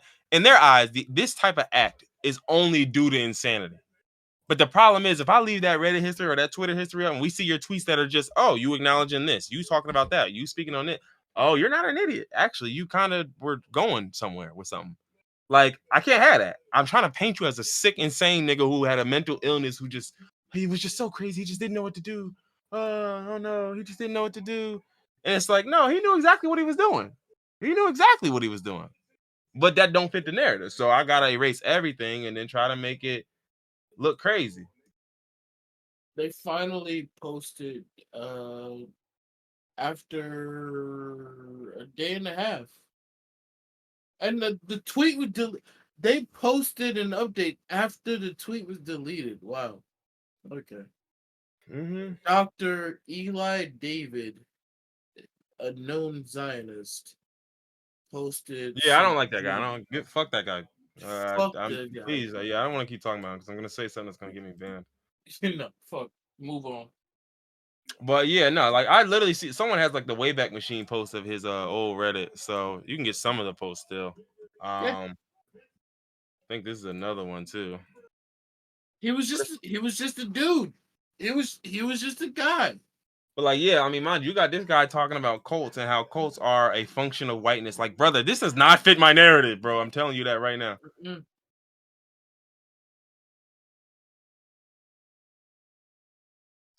Let's see, like like yeah, like classic colonizer brain. Like, listen to this nigga talk. Colonizer brain. Yeah, no, this. And then post about Elden Ring, Avatar memes, Elden Ring, From Software, Sekiro. And then police should not be allowed, of course. It's like, yeah, listen, I don't even want to give his views any platform to stand on, so I'm just gonna try to erase all of them. Because I don't even want y'all thinking about, like, you know what I'm saying? The shit where somebody says something, it's like, I mean, well, he might have had a point. You know what I mean? Like, nah, no. We're not gonna do that. You did not have a point, nigga. And don't get me wrong, people were saying like, why are they erasing some of his stuff, And I was like, not to be that guy. They do this with everyone who has done something like more notable publicly. Funny enough, him doing it for a guy who just decided to boom himself is an interesting take. But again, I get why you're doing it, because you don't want us to know what he knew, which is just, or what he thought, what he believed, what he stood for. Because again, I'm trying to separate the humanity from this nigga, even in death. Like, even in death, it's like, nah, he's just got to look like some nutso nigga who didn't know what he was doing and blah, blah, blah, because I can't allow this to be seen as, wait, this guy was of sound mind and he made a sound decision that he knew the consequences. He understood exactly what he was getting into and what he signed up for, and he still went through with this? Nah, no sane-minded person would do that, because then niggas with regular brains get to thinking, huh? Like, so, yeah, we probably went way over that 20 that we said we would. But anyway, man, rest in peace to the GOAT for sure. Yeah.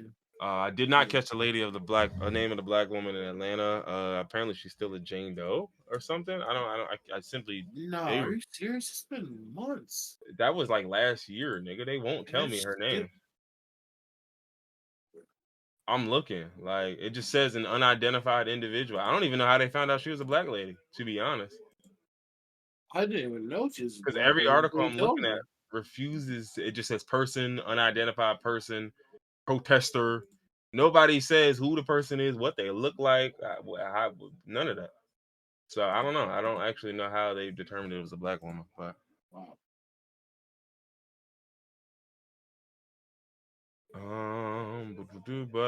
Yeah, man.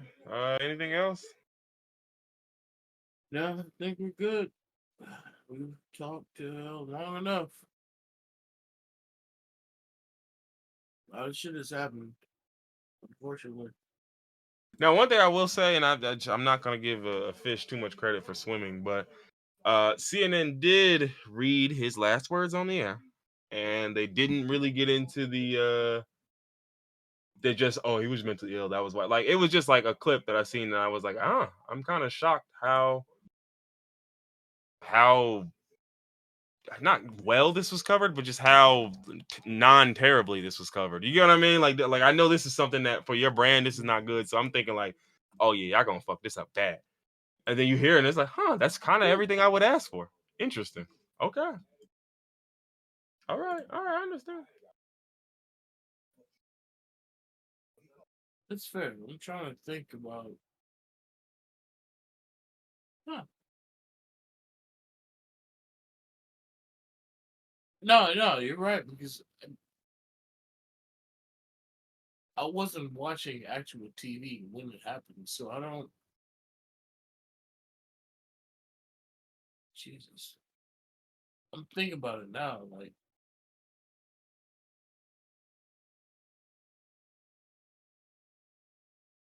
I think about what? no, I'm thinking about if I was watching like actual TV when this happened.